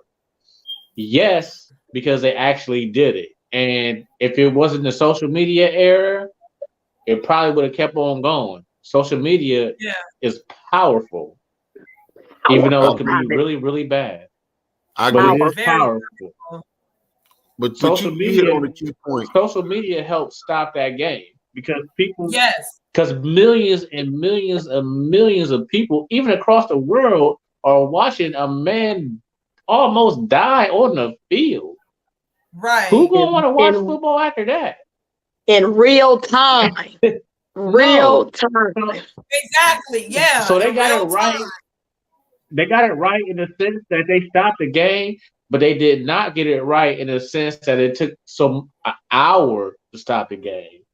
So that's where I'm at with that. So yes and no is my answer, Cyber Dog. I don't. That was an excellent. Yes and no. Yes, they got it right. No, they didn't get it right. Excellent take by the panel. I'm gonna stay right here with you, Troy, on this next question I got for the panel. What future impact did Damar Hamlin injury will have on the future of the NFL? They're going to do something about their equipment because obviously his shoulder pads didn't go down as far as his chest. You know, so they might have to change up their equipment. They might have to change up. But again, this is rare. I mean, it's a rare instance. I mean, We don't know. We can't say what's going to change up because we don't know if he had a heart condition. We don't know if his family had issues in his family. We don't know. Higgins just hit him at the right time, at the right place for his heart to stop. That just doesn't happen all the time. So you just don't know. They can change up everything they want to change up. Somebody else can get hit and it could be something different down the road. Somebody's spleen could bust. Somebody's lungs could stop. I mean, you just don't know. So I can't say that the NFL needs to take a whole change of it. The NFL's big thing right now should be concussions. Tua's situation should be should tell them about what's going on in the league. Y'all got those helmets on and y'all still getting dudes knocked out. Right. With helmets. So maybe they need to change their helmets, starting there, because Tua's going to have probably long-term repercussions of him getting knocked out on the field at least twice this year. You know what I mean? Which is awful, but it's just the truth. I don't know what the NFL can do because they don't have any science on this happening because it's never happened before. I'm sorry. It has happened before. It's happened one other time. It happened in 1971. There was a player called Chuck Hughes who played for Detroit Lions who died from a blunt hit from a player and went into cardiac arrest. He died on the field. If DeBar Hamlin would have died on the field, he would have been number 2. So there's only been really one person that died on the field. And that was Chuck Hughes. And he played for the Detroit Lions in 1971 before I was even born. And it is what it is. Right on, I'm sure they didn't have the ambulances at his side in seconds, and I'm sure they didn't know what was going on, but he did die in a fuse. Google Chuck Hughes. Played for the Detroit Lions. He died in 1971 for a blunt hit to the chest and went into cardiac arrest and died on the field. That's the only man that I know that's ever died on the field from the NFL. And that's one of my biggest fears because I figure that's the only thing I haven't seen somebody actually die on the field. We came real close Monday. Tony. Yeah, I mean, we've seen people get paralyzed, of course. Yeah. We've seen people tear their Achilles and get broken arms and broken legs. We've seen all that. Remember Dak a few years ago? His foot got put on a opposite way. He came back a few years later and he was cool. That's because of technology. Couldn't have that. Back in 1971, no. Right. I can only say this and be 1,000% with y'all. DeMar Hamlin was so lucky because people were there in seconds to save his life. Yeah, that was it. Cardiac arrest means that you're already in the building. Like Tanya just said, you usually die. There's no coming back from that. You usually die. If that was Bob at his job, or Lois Lane at her job, or Cyberdog, or Tanya at her job, and she went out for a walk and passed out in the parking lot. Somebody got to see that she passed out first. Right. Somebody got to see that Bob passed out at his desk first. Somebody got to see Cyberdog pass at his desk first. Right. Somebody got to see that Lois Lane pass at her desk first. And that's seconds. Right. Seconds will save your life. It took them seconds to get there. Yeah. That ain't going to happen back in 1971. That's going to happen here. Man, technology is, y'all got to, that man is a lucky man. 1 in 9 people die from cardiac arrest. He's blessed, man. He blessed for sure. And he's blessed. There's nothing else to say about it. You right, Cyberdog.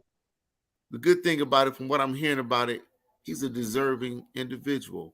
You rarely get that. He's seen, for everybody that said anything about him, it has been nothing but good things, what type of person he is. So, I'm not trying to say if somebody was bad, they didn't deserve it, but I just thank God that he's still here. And he's 24. He's like old as our kids. When you think about your own children, he's the age of our children. And just think about, and Tanya, Tanya, think about his health. He's in supreme health. There's Supreme nothing health. wrong with Yep. his health. Right. Right. He's in supreme health. 24 years old. Right. You know what I would give to go back to 24 years old? I know. Just my 24 knees years old alone. in supreme health. He just Right. happened to get hit Right. in a position that it just wasn't good for his heart at the time. Again, Right. they're going And to I find think out if that's there's why he anything medically lived. wrong with him. He Yeah. might not ever play football again. That's what I Just think, he might not ever play football again because the doctor might say, you know what, another hit could cause this again, and you might want to stay off the field. Yeah. Okay, I'll take my millions and just chill. Everybody else can't say that. You know why? Because everybody else who's been in this position has died.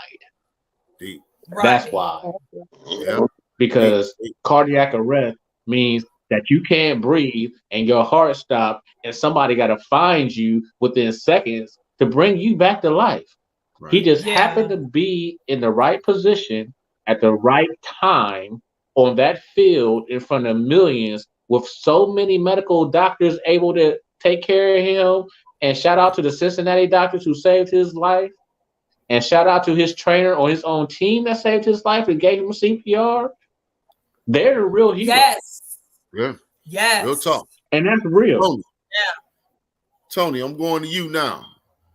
What you think is Okay. what impacts you think is going to happen after this to the NFL, to the games we watch? Will there be any? You know what? I mean, honestly, look, like Troy said, this was such a rare incident. And, you know, I feel it's going to come down to two groups right now. One is going to be the owners. The second, the players union. Because at the end of the day, when it comes to new negotiations, you know, the last couple, okay, you know, there may have been like a standstill or a lockout for a little bit.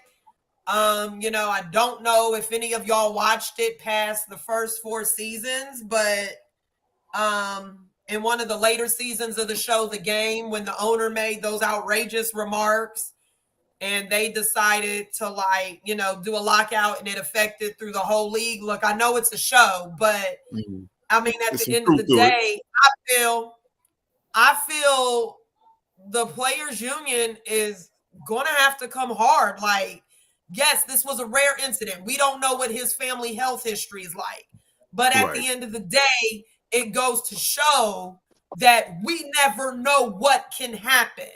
So instead of waiting for the unknown, if there is an opportunity to start to put something in place to prevent another night like this, then you have to be like, look, this has got such and such has got to be included, you know. And then I feel there needs, I don't know if you can even do major screening on the family. I mean, not family, but on the team doctors and everything. But I'm going to bring Tua situation into this. That is a hot mess. 3 concussions, 2, he's stumbling around. 1, he literally passed out. Like, Miami's entire medical staff, in my opinion, needs to be investigated. Like, I understand the man probably said he can play, but the man is out here, come on, stumbling around. Really?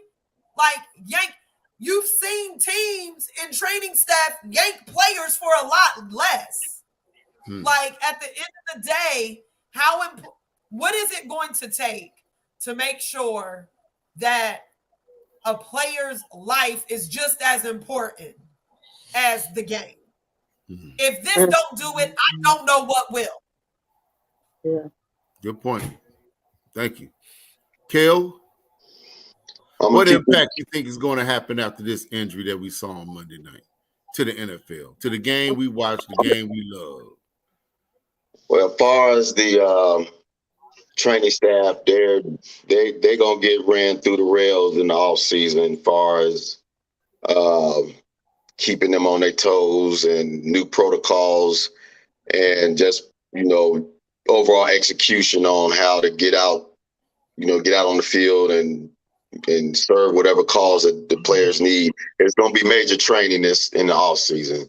So it's going to be checks and balances on, make sure everybody got their certification. It's going to be a lot of drills. They're going to be getting ran through the gambit in the off season. I'll promise you that. That's what all this is going to lead up to. As far as the equipment issue, ain't too much you're going to be able to do on that. Helmet wise, ain't too much you can do on that. Like I said, once again, it's a contact sport and it is what it is. The only way you're going to get around that, you're going to have to come out of there in a full suit of armor like you own in Game of Thrones. And that's what you're going to have to run around in if you trying to protect yourself from head to toe, because ain't no getting around. Because half the time you look at some of these players, them jokers got a piece of paper where you're supposed to have your thigh pads, knee pads. They got paper, them pads, paper thin. They barely even got pads in there, in their pants. Shoulder pads is about big as maybe a kid's shoebox. Shoulder pads is extra small because everybody want to have that extra step of speed, want to have that extra range of motion. Because the DBs, they almost naked out there, in my opinion. Because you got to look at some of these college players, like this weekend. Some of them ain't even have no knee pads in. So there needs to be something done as far as that. You're gonna have to have some type of certain standard as far as your equipment. You're gonna have thicker pads in your thighs and your knees and a little bigger shoulder pads. Because some of these guys out here, man, they stuff is paper thin. So I think that's just, you got to do checks and balances on equipment. But that's about as far as you can do with the equipment. Like I said, unless you're coming out of there in a suit of armor, that's the only way you're gonna get around it. Last but not least, Sports KO Diva. Now, I'm before you get started, I'm gonna throw a few other things because I want to get all of it.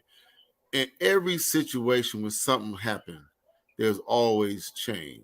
And listening to y'all made me think about when Corey Stringer died in practice. It changed the way practice happened.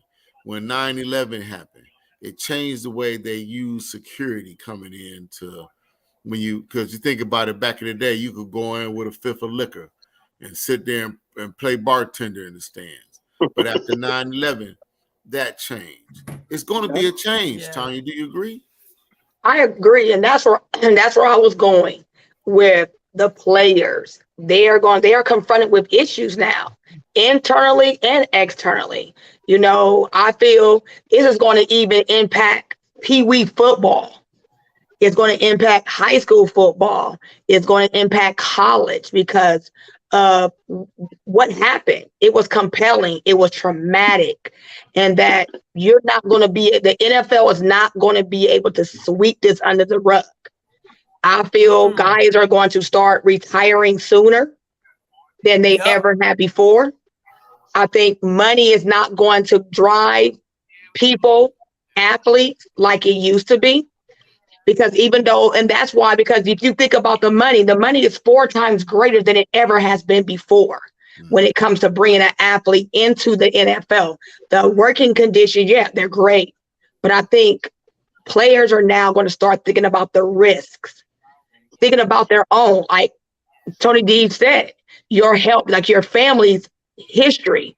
Families are going to start, and that's where it's going to be impacted all the way back to Pee Wee, because that change is going to now start to factor in.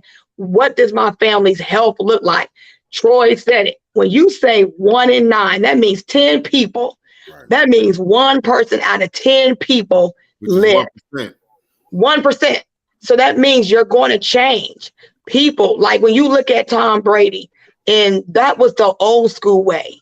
There's been a lot of change that has happened. You don't even talk about it more, but a lot of athletes are walking off the field in a sooner fashion, and it's really going to, snowball where that change is going to happen because the health and safety of the players. We see it every day. Look at the collegiate, like R. Kelly said. These players go out and they're fashionable. Fashionable is going to come off the table now because we want somebody in a traumatic experience like this. almost was like, you know how you watch a TV show with Code 99 or, you know, some show that have some type of killing involved. We watch that. And the league is going to have to make respects and strides to health and safety of the players. The league that's going to trickle over into another contact sports, the NBA.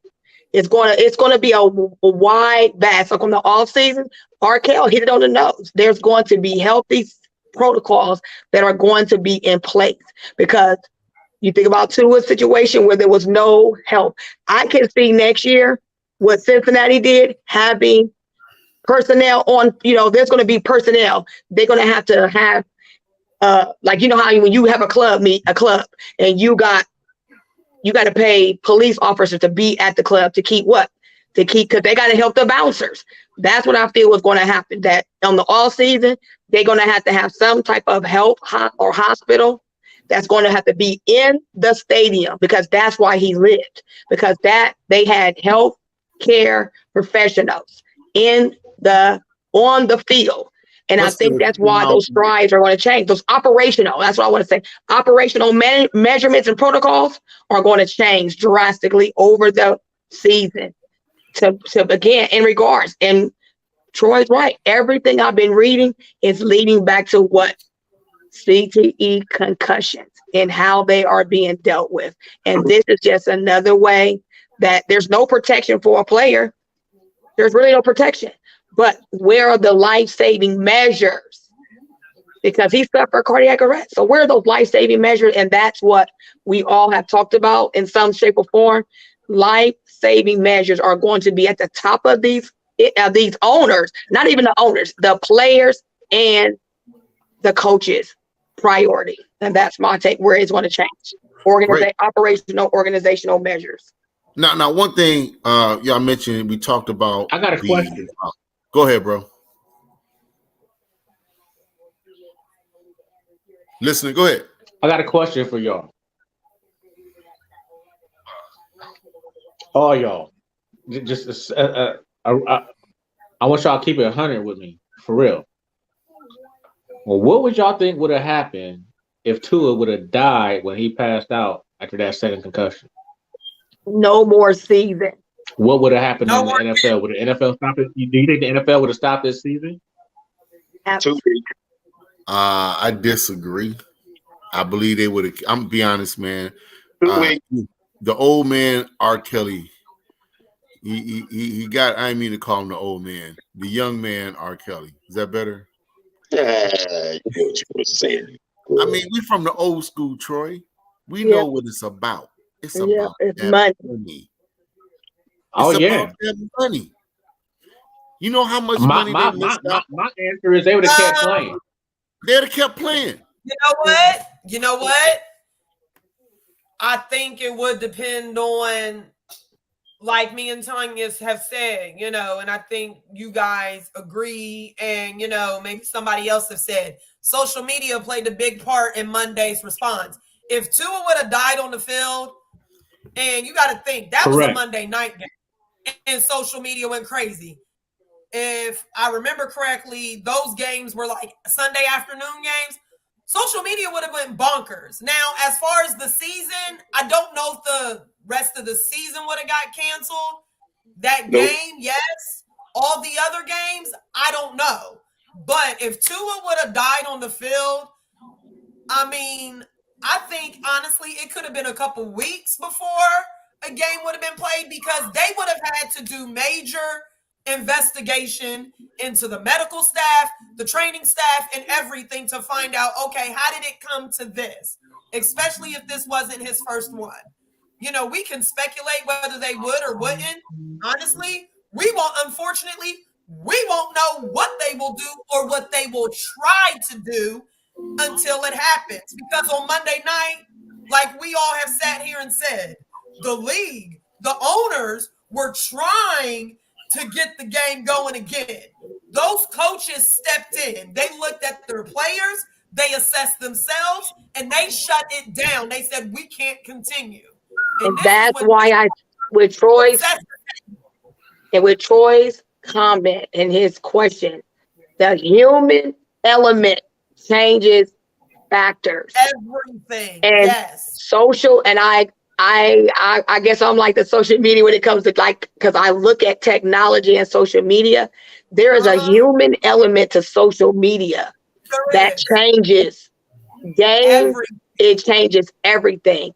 And yes, the NFL would probably try, but that human element of social media, it would have been NFL would have been drugged through the mud. Roger Goodell, he would have had to take. I don't know if he would. Like, it's almost like on the scale. Do I take the heat from the owners, or do I have to deal with dragging me through the human element of technology that is instantaneous? It's life size every single day. When you make a post on Facebook, it is live. It is live. Why you think when people try to pull it down, they can't? Somebody had already pulled it up. TMZ would have took that and shredded NFL, and now it would have put other sports on the hot spot. That's my take. It would have been the human element, and no. You're right. Nope. You're right. Because Roger I Goodell. got one more question. I got one more question for y'all. Okay. So my next question is this: if Damar Hamlin would still be unresponsive right now, would there be a Week 18? Yes. Yes. Nope. I'm listening. Yes. I'm gonna tell you why. Go ahead, I hate to say it. I mean, If he's still unresponsive from almost dying on the field, would there be a Week 18?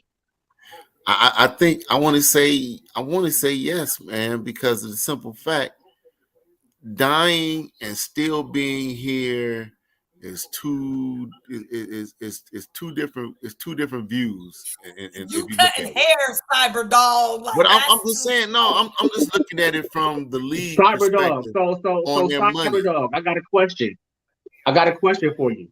This is my biggest question for you, Cyber Dog. You saying yes, it will be a Week 18, but what if Cleveland had to play Buffalo? Them players ready to play? Probably if their teammate is still unresponsive after almost dying on the field?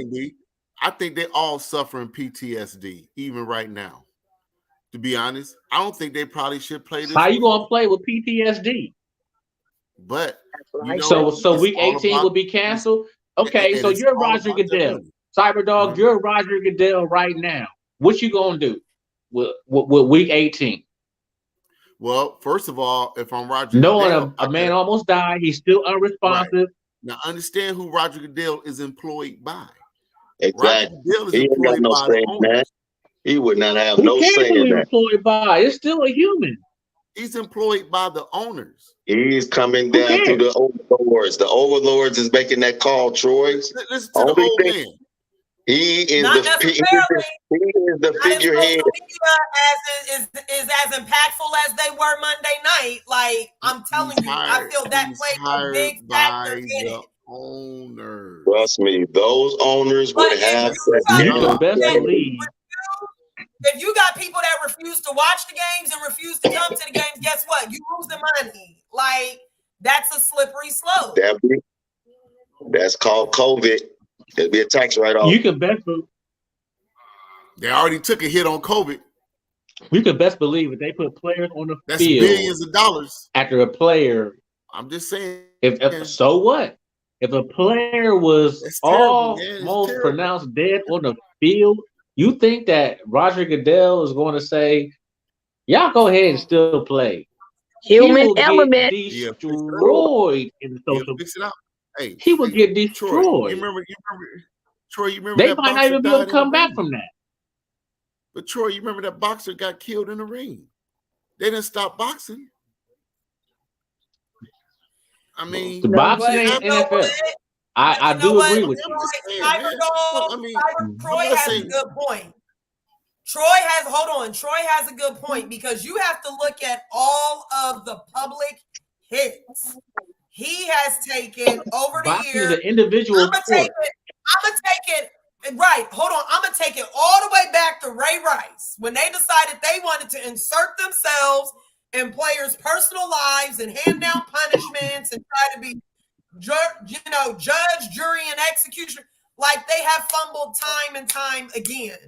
And people have come out, I'm not doing this, I'm not doing that. Granted, it always hasn't stood. But I'm with Troy. I think this is something. But why, Tony? Hold on, let me tell. Okay. I feel this is something him and the owners wouldn't be able to come back from publicly. Now, whether people stand their ground and don't buy merchandise, don't buy tickets, and all of that, that's one thing. But I feel you would get a lot of people who will be like, I'm done with the NFL. Like, okay, yeah, he almost, but I mean, if he's laying, to me, there's a difference between laying in the hospital, still unresponsive, versus where he is at now. He is awake. He is, he's starting to be mobile. He can communicate. Like I said earlier, if he was still laying there unresponsive, I guarantee you that week 18 game against New England would not be happening. Buffalo wouldn't be trying to go out there and play that game. But who choice would it be? It wouldn't be because of the owners. The choice would have to either come from the players. It wouldn't because Roger Goodell said no, and it wouldn't because the owner said no. Right. And the point I was about to go back. Them players will be like, find me if you want. I'm not stepping out on that football field. That's what it would have to take. Exactly. If you gonna find a player because he don't want to play because he don't feel right playing because his player is unresponsive. No, I'm just saying that. No. I'm not saying that's what they would do, but I'm like, if they tried that, I bet you them players would be like, well, guess what? How much do I owe you? How you want the money? Because like we've been saying, the NFL, the owners was trying to get that game back going. Those coaches stepped in and said, absolutely not. Listen, I'm not saying regardless of what goes down, they would get them games played. The state and people would be in them seats. I'm telling you, everybody wasn't for that game to be stopped on Monday night. I'm telling you, people would still show up to them games regardless if he would have passed away or if he's still on life support. People would still be going to them games, and it might not be full throttle, but it'd be damn near close. I mean, I'm not trying to say I'm right or wrong. I was just answering the question in the phrase that Troy put it. If I'm Roger Goodell, now y'all give Roger Goodell, he is the commissioner, but he ain't got no say in nothing. Roger Goodell's a figurehead. He's a Arkels. He's a puppet. Arkels, you're right, because there is a post that I saw she's one of my Facebook friends. The friend bought some tickets from another person, and then the game the game stopped, and now the person is asking for their money back, asking for a refund. Nope, read the bottom of your ticket. And I was like, wow, like that was something out of your control, and they've been badgering her to give her the money back because they didn't get to see the game. I was like, crazy? That's crazy. So that just goes to your point when you're saying that people are going to still pay to watch games. They wanted their money back, or they wanted a refund. People have been asking for refunds.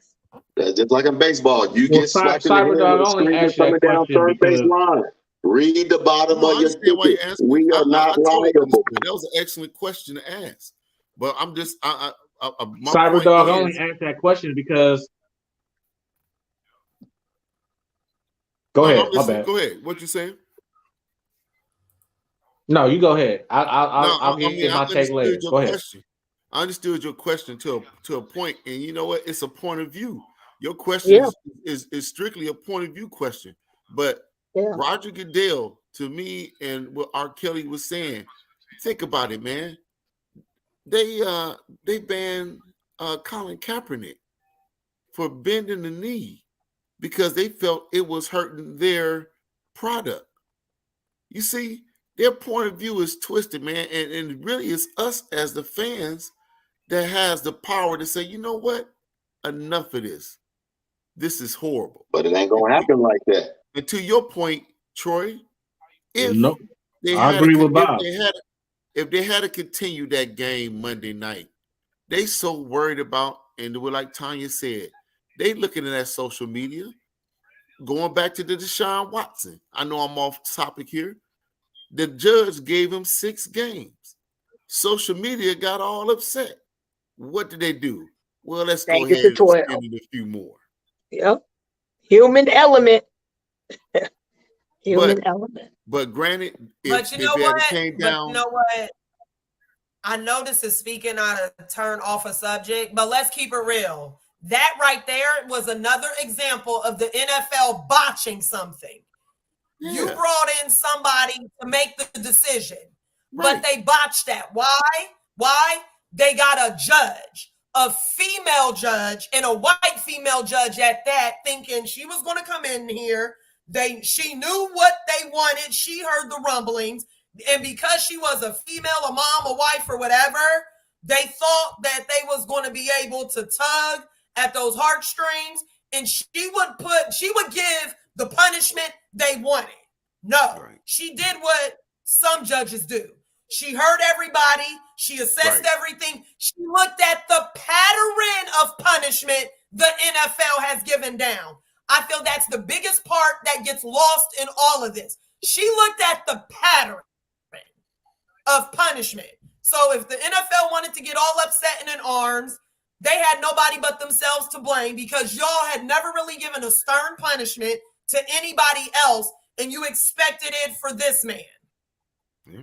And so right there, that's a perfect example of botching it. And what happened? Nope, we're not going to go with what you gave us. They tried to bring in one of their boys that they knew or they figured would give a full year, a full season. What did Deshaun Watson's camp come out and do?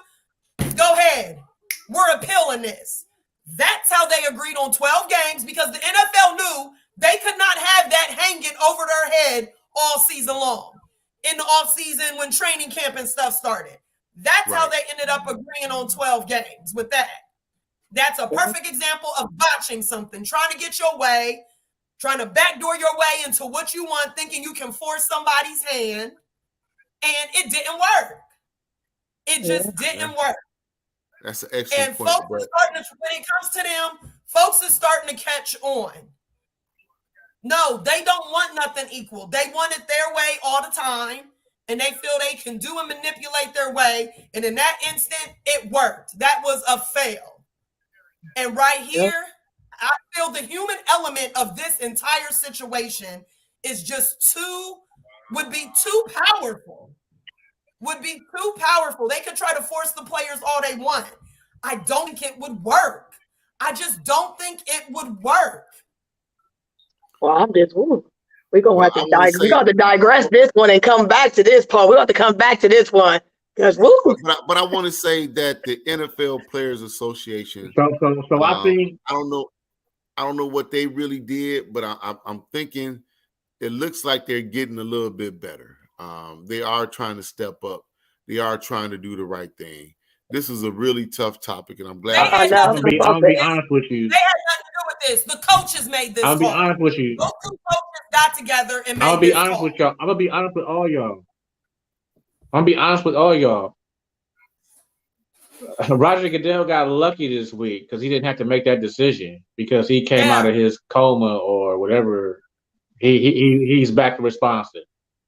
So Roger Goodell didn't have to make that decision, but what if he had to make the decision? What would he do? Woo! That's my whole point. That's my only and whole point. And my thing is, he would have listened to what the owners told him, because that's his job.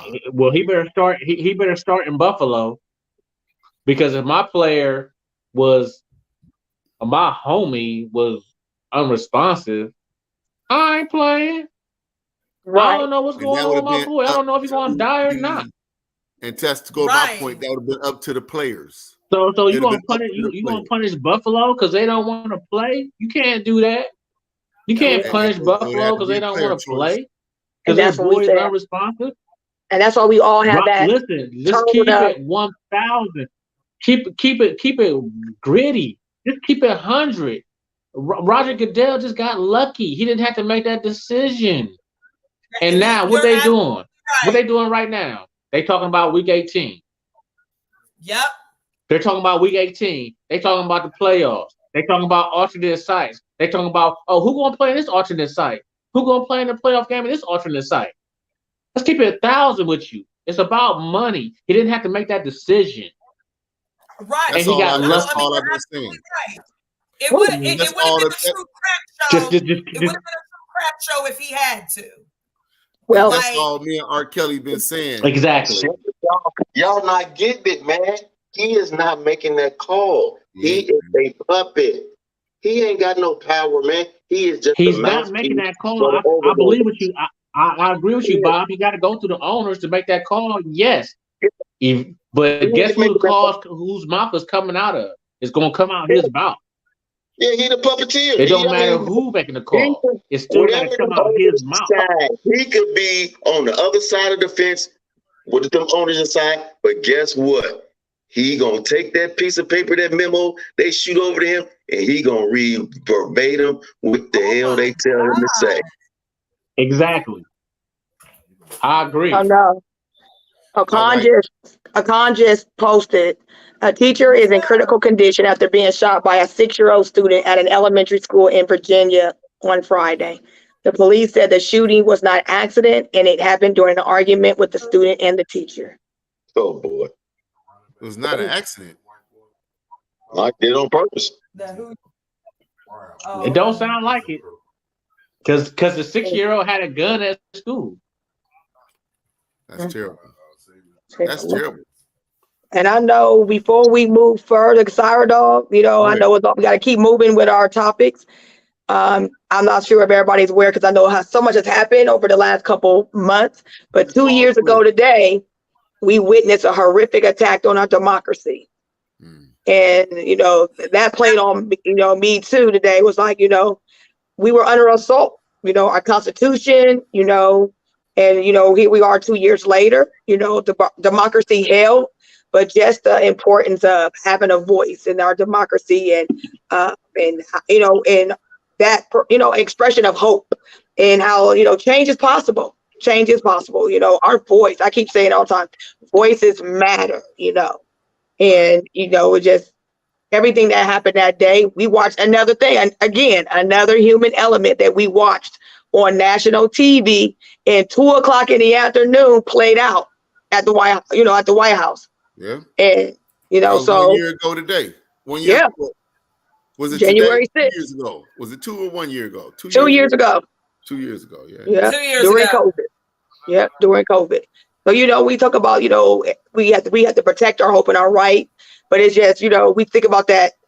What happened on Monday, it goes back 2 years ago today. We watched that same, but it was horrific, like traumatic, or, but it was on our democracy and how we watched that happen. And it was like, wow. And again, that go back to the highest person in the land. If that would, what would have changed? And so it just makes you think, that the human element, but also organizational procedures and measures, they're changing. You said it, they're changing. Right. They're changing. So we're going to keep on rolling. Where we going now, Cyber Dog? We got to get some uplifting going on. We got to get some uplifting going on. I knew that was going to take time. I knew that was going to bring everybody down. I want to say everybody. And it did. But you know what? I loved it. Because we all, I love us all our different perspectives. But the good thing is the young man has turned around. So that's enough right there to really. Yes. And Roger Goodell didn't have to make that. Roger Goodell didn't have to make that decision. But hey, let's move on. Let's move on to really what we want to talk about here. Next Monday night, TCU will face off against Georgia. And I'm going to be honest, I know y'all had me so scared of Georgia last week, boy. I was scared. I thought they was going against the 1985 Chicago Bears. But after it's funny how you go up against the bully and you realize the bully really ain't all that. But I'm going to tell you, TCU shows so much heart. I got to roll with them. I'm going with them. I'm sorry. Yeah. And that's no knock toward Michigan. TCU had their mindset when they lost the year before. Yeah. They Well, carried not that only chip. that, They carried that chip. Go ahead, Tony. I was going to say, not only that, you got to remember, everybody was questioning if they lost their conference championship game, if they would even get in. And then they got in, and everybody kept pointing to that one loss. But I'll say this. Them Georgia defensive players better get ready.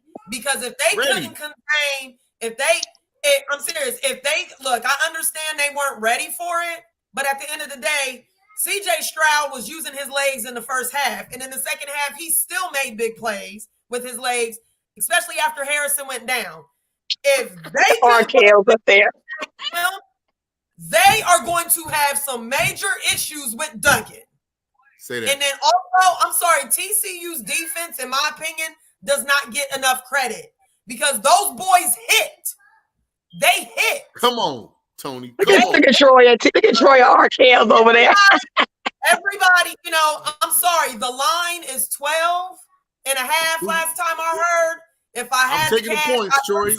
I'm taking the points, Troy. I put some money on TCU because I'm putting some money on TCU. I don't think this game is going to get out of hand like most people think they are. It wouldn't surprise me if TCU pulls this out and wins. Expect TCU to punch them in the mouth too. This is going to be a dog fight. Talk to him. Go ahead. What you got to say there, Lil Lloyd? You over there quiet. Look. I'm giving TCU all the credit because they came out and played with an undespicable display of physicality in that game against my Michigan Wolverines, and we did not stand up to the gauntlet that they put on the table. And they will play that same brand because they got some potty mouth players out on that field that like to let it fly. Them boys let it go. Who, TCU? Oh yeah. Yeah, they let the trash can lid off and they dump it on the floor. So it's gonna be a tooth and nail game. Like I called it last week with Michigan, it's gonna be a tooth and nail game if you don't come out and execute your offense. But the thing is with them, I'm gonna give a little bit more smarts to old coach for Georgia. He gonna hit them in their weak spots, and their weak spots is on the edge and in that passing game. Right. You can dibble dabble and run a little bit, but you're gonna have to, if you're gonna run that ball, you're gonna have to quick pitch and run off tackle. But I think TCU is going to put the screws to Georgia. It's gonna be a tight game, and if I'm thinking about throwing a little loot on that on one of the betting sites. I'm gonna take TCU to take it all. And I don't know about the Bob, and I don't know about the point spread yet on it. I'm about to get a little bit more in depth on that, where that's gonna play. It's gonna drop down to about 8 by the time kickoff start, in my opinion. So TCU gonna give them a fight. I think TCU gonna end up being national champions. Damn. Actually, go ahead. I wasn't expecting that, but okay. Let me hear the diva. Go ahead. I don't know. Yeah.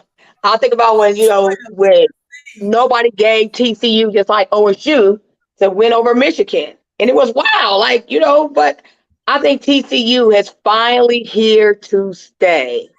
And I think they got a great shot to play. If they play like they played in the semifinals. And that's one thing I like about TCU. The coach knows how to close the game. When TCU go down, when TCU plays, they unleash, like R. Kelly say, the gauntlet. They don't care. They play loose. The speed of their playmakers and their ability, because that's one thing. That camaraderie on that TCU, because it's a brand. Dumb boys don't sit. They be standing around. When they come off the field, they be high-fiving. And again, they already know they're going to be the underdog, just like OSU was. But they make minimal mistakes. Minimal mistakes. I like that. And then they know how to figure out when they make that mistake, that coach knows how to come back.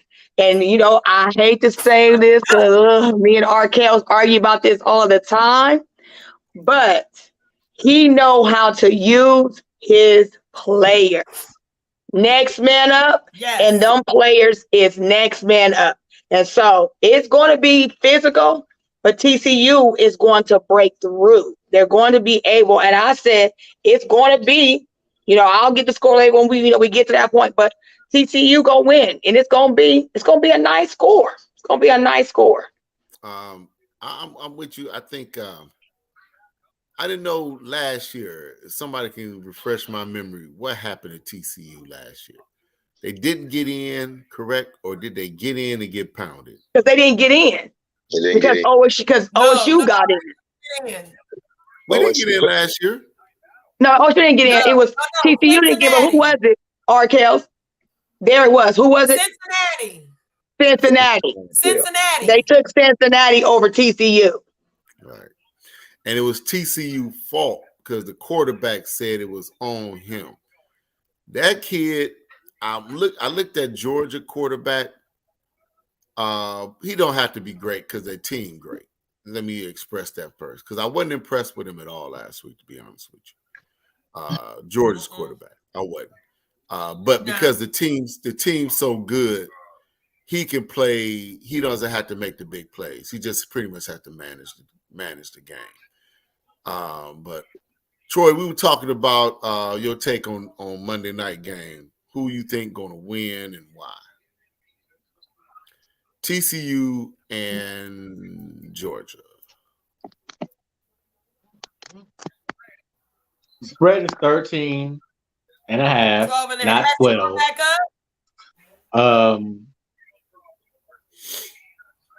You said it's Georgia's going to win.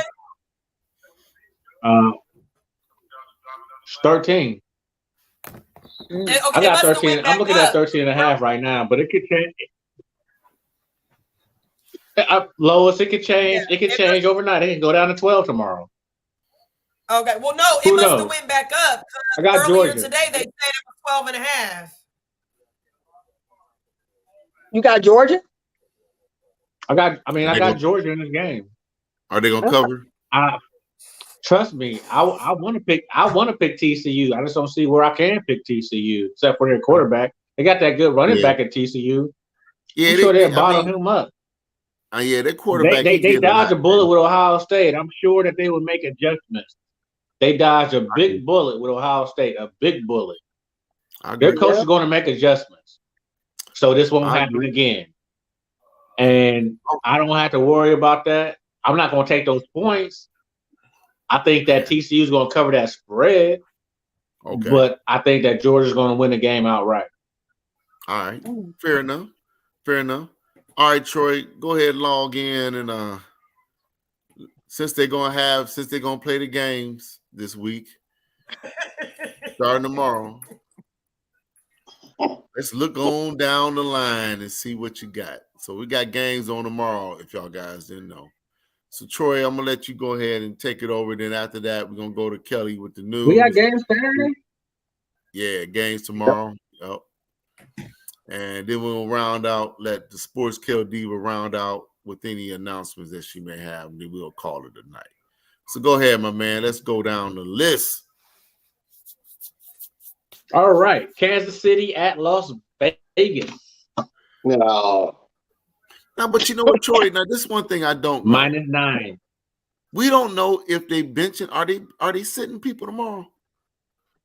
Will people get sit this weekend? They can't sit nobody tomorrow. I don't think Kansas City benching people. They in the duck hunt for first round bye, and Kansas City is benching nobody right now. Everybody got to play. I got Kansas City. I got Kansas City. Kansas City. Yeah. At Las Vegas. Spread is 9. Spread is +9. You gonna go against Stickum? They look good. The quarterback for Vegas. You mean you gonna go against him? They did look good last week against. He balled out against the best defense in the league, the 49ers. 49ers got the best defense in the league. Stidham took them down to the wire. Right. But this you gonna take that? You gonna take that 9? I'm gonna take that 9 for Las Vegas. I'm gonna take that 9 for Las Vegas.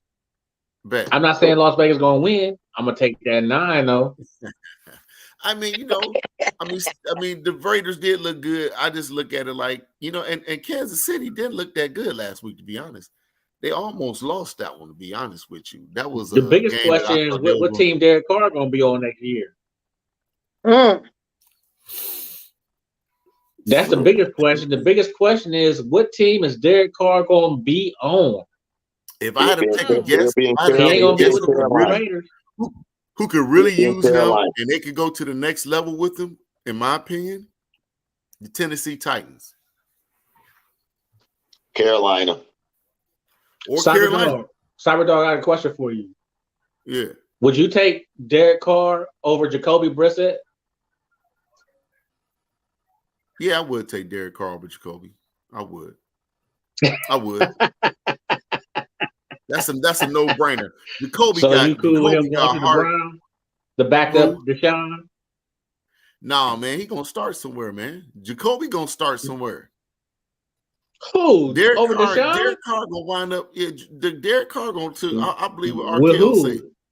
Derek Carr might wind up in Carolina because he gonna go somewhere where he gonna really help. But I think Cleveland gonna make sure that they keep Jacoby in case any more freaky dicky issues come up with Watson. We can't keep Jacoby. We ain't gonna be able to afford Jacoby. They gonna have to figure it out. I don't think Jacoby going anywhere. Man, Watson in Cleveland now. Ain't nobody give a damn if you go to massage parlor. They got a Deshaun Watson there. Most of these massage parlors open up. 15% off. I see Derek Carr in Indianapolis next year. Oh my God, I can't with y'all. Because they need a quarterback bad.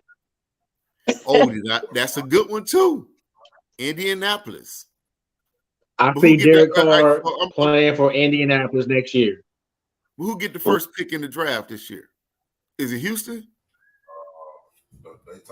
Well, if Houston loses tomorrow, they get the first pick. If they win tomorrow, they don't get the first pick. Who they take, CJ or my man from Alabama? Oh God, man, CJ ain't going no first pick, man. Listen here, Mr. Kelly, and I didn't call you nothing bad this time. That dude is not going first. He's going to go bottom first round if he make it out of the first round. I know. I wish we could rewind. Oh no, I disagree with that, Bob. He will be taken in the first round. I told y'all if he show up against Georgia defense. If he shows up against the vaunted Georgia defense and pull out a win or show up, he's going top 5. It's no slap again. I know you hate Ohio State. No, ain't nobody hating Ohio State. I just hate the way he plays. He plays with no confidence. He act like he's scared to get hit. He does nothing for me. In my opinion, the quarterback from USC may be better than CJ. I'll be honest with you. And I like him. CJ. I would take him in a heartbeat because he got moxie. The quarterback from USC is a bad boy. That dude couldn't walk and was just throwing darts out there that day. I was like, oh, yeah, he's coming back next year, I think, Bob. Who? The quarterback from USC? USC's quarterback's coming back next year. Yeah, he got to come back. He's coming back next year. Yeah, that dude a beast. He might. So it's between. Go ahead. I'm listening, Troy. So Bob, if you Houston's GM, you taking Bryce Young before CJ Stroud? No, I wouldn't fool with a quarterback. I would get my perimeter players intact, get the line intact. There's no point in drafting a quarterback if you don't have a solid front and anybody around it. So I would not fool with a quarterback. The league, though, man. I don't like CJ Stroud. They need a quarterback. I don't like CJ Stroud. I gave you an option with Bryce Young. Dude, you could have Tom Brady in his prime. If you ain't got nothing around him, good protection, it's not going to get you nothing. I would build my foundation before you build a house. I agree. But that's not how things go nowadays. That's true. That's why these dummies don't win. Who's going to be the first quarterback? Go ahead, Troy. What was your question? Bro, If Houston don't take a quarterback, those fans will rip that stadium apart. Man. So you got to go with Bryce Young or C.J. Stroud. Who you that's take? The question. Can you answer that's the whole question? point. Let's just be real. Ask the question, Lloyd. I'm going. Well, like I told you, I've said before. I do not like the way I don't like the way little C.J. Stroud played because he played tentative, like he's scared. So you going I don't like Young. it as a GM. That's why I would shy away from him. I don't need you to flick your light on for a hot second, then to go out. I'm going with the other cat. Okay, fair enough. So Bryce Young, you're taking. Yeah, I don't like. I'll probably find somebody else beside him, dude. You're gonna have to do your homework. I want somebody back in that pocket that got some moxie and some hair on their kahunas. I don't need no little baby ball quarterback sitting in the pocket. And C.J. Stroud is that, in my opinion. Lois, Houston, you the GM. Bryce Young, C.J. Stroud. Are those my only two options? No. No, he's hurt. My husband wants me to say Hendon Hooker, but he's hurt. Well, Hendon Hooker coming back next year.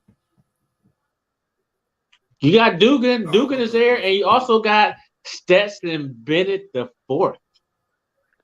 I damn sure ain't, excuse my language, I daggone sure ain't taking no daggone Stetson Bennett with the #1 pick.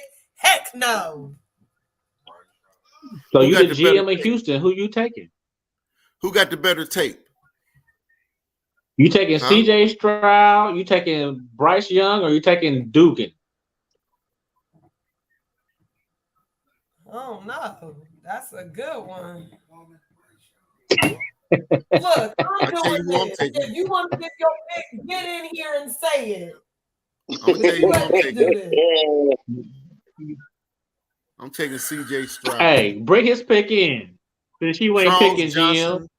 Charles Johnson. He the silent partner. What? C.J. Stroud. What's the next game, Troy? C.J. Stroud, Bryce Young, or Dugan? Who you picking? For Houston, they need a quarterback. Leave it alone. You're on the clock. You got 1 minute left. For the team you talking about, I would take Bryce Young. I wouldn't put C.J. Stroud in that situation. But Yeah, I mean, I'm with Bob. Like, if they that's a Buckeye talking for you. What'd you say? What'd you say, Troy? I said that's a Buckeye talking for you. Not even taking their own quarterback. Well, I mean, you got to look at what's around him. Really, nothing. Like nothing. But there's nothing but around like him. Bob said, realistically, that's not a great That's not a great situation for a rookie quarterback to be in. Period. Nope. We know what you the got fans to get want, somebody but you gotta owners learn. don't always go with what the fans want. So it'll be interesting because a lot of people are talking about, this outside linebacker from Alabama or somebody that's like the top prospect. So it wouldn't surprise me if neither one of them go #1, honestly. Well, let me just say this. Okay, between the two quarterbacks, Bryce Young, but if you're talking overall, I would start with a defensive player at the #1 pick. I would start building around and making my quarterback later. You got to get that foundation. I'd get a bridge quarterback for the year, get everybody else, get them acclimated, get experience, and then the following year, then that's when I get my quarterback. All right, but I also say this: the combine dictates everything. So Cyberdog. The combine is overrated. As a GM of Houston. So Cyberdog, as a GM of Houston, I'm sure that your paycheck every 2 weeks is probably $125,000. They betting on you to be the man to make the decision for the franchise. That's low too. Who are you picking at quarterback? Because Houston's going to be the #1 pick because they're going to lose this game on purpose this weekend, definitely. Well, Well, hey, Who gonna be you the gotta number think. one pick for you? Two folds. I'm looking at two things. One thing I'm looking at butts in the seats. That's the main bottom line of every GM, every owner, period. Butts in the seats. Will my fans get He's hyped right.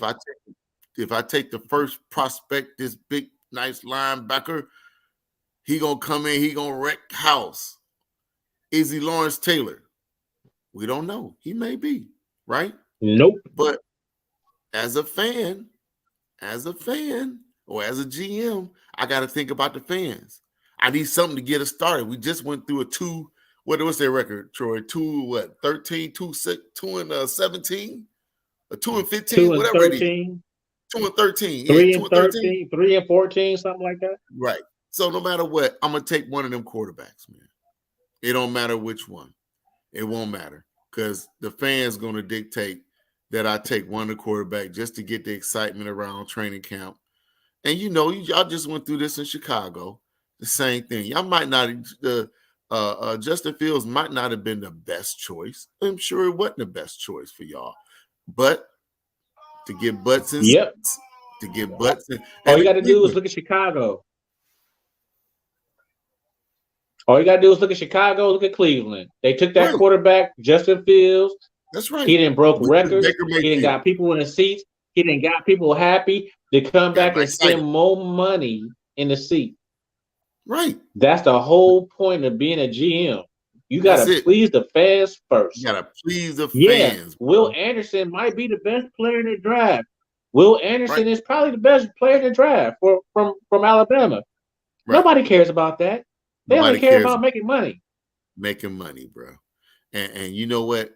The Cleveland Browns, we done been through this so many times. I 100% wholeheartedly agree with you, Cyber Dog. We went through Johnny Manziel. If it was me, my first pick would be Bryce Young. Because everybody already expect Bryce Young to be there.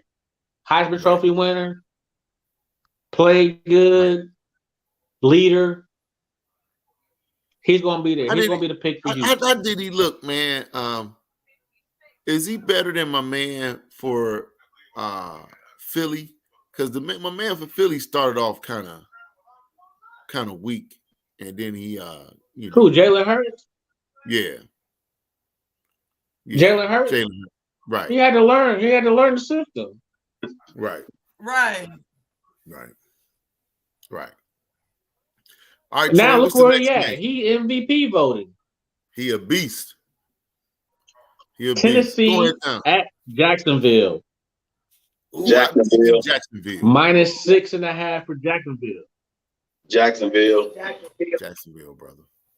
Jacksonville. Bob, is Jacksonville covering that 6.5 spread? Yep. Yeah. And that kind of goes back. I'm glad you can start. They gonna cover that touchdown spread. Yep. If the juggernaut's not playing, yep. And that goes back to just what we was talking about, butts in the seats. Trevor Lawrence might not have been the best player taken, but Jacksonville had to do something. They got lucky. Trevor Lawrence was the best player taken in that draft. Yeah, that rarely happens. And now he balled. He balled. But look how long it took. It took him 3 years to get where he at. 3 years. 3 years. Yep. Go ahead, bro. But they had to get rid of a certain coach first. Ooh.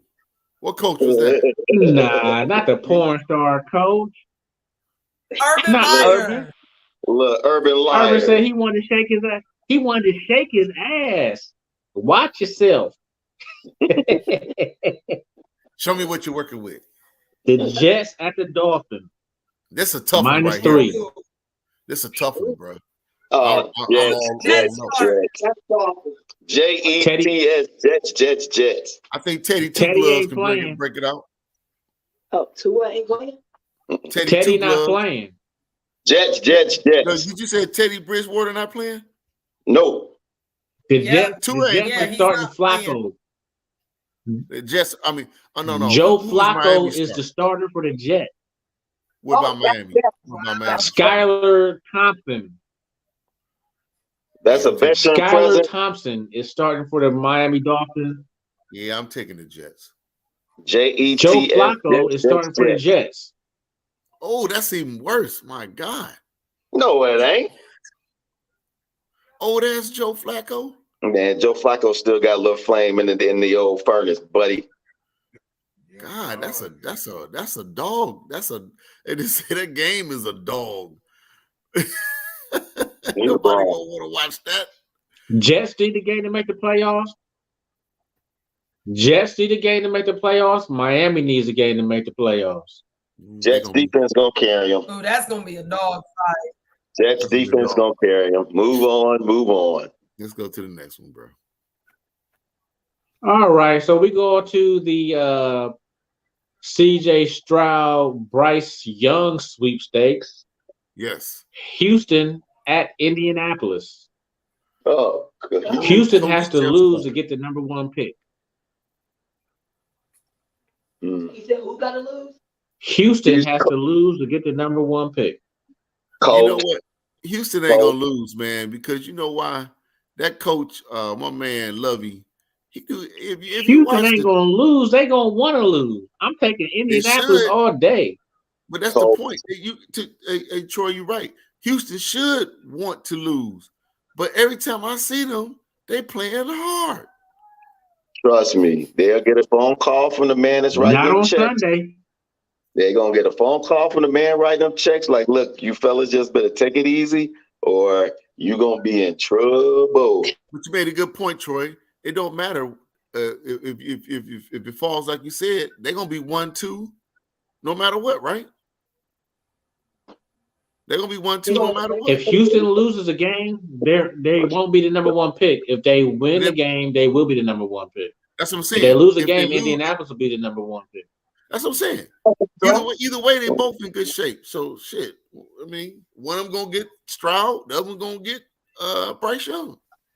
I would like to see that game to see. That's gonna be like the water boy. They're gonna be giving the ball to each other. Oh, that's Lovey Smith gonna get the ball. Get it back to him. What's next, bro? All right, so let's go to another game that means nothing. Cleveland Browns at Pittsburgh Steelers. The Browns. 2.5 is the spread. Browns gonna win that one. Yep. Deshaun Freaky Deaky. They might not want to lose. If Pittsburgh wins, if Pittsburgh wins, they might squeak into the playoffs. Yeah. We're gonna beat Pittsburgh just to see Mike Tomlin pop his eyes one good time. Because this will be his first losing season. Cyberdog. This will be his first losing season, Troy. Cleveland Browns Pittsburgh will win that game. Cyberdog. Go ahead, bro. Cyberdog. Cleveland Browns have not swept. Cleveland Browns have not swept Pittsburgh since 1988. That's the year I was born. 16. And it ain't gonna happen again. I ain't 16 no more. That might be the year you cut that perm out. 19. That's a good one. You know what? Cleveland Browns have not swept Pittsburgh since 1988. Hey man, 30 years. Hey, you know what, man? That's a tough one though, Troy. But we can go ahead and do action on that one.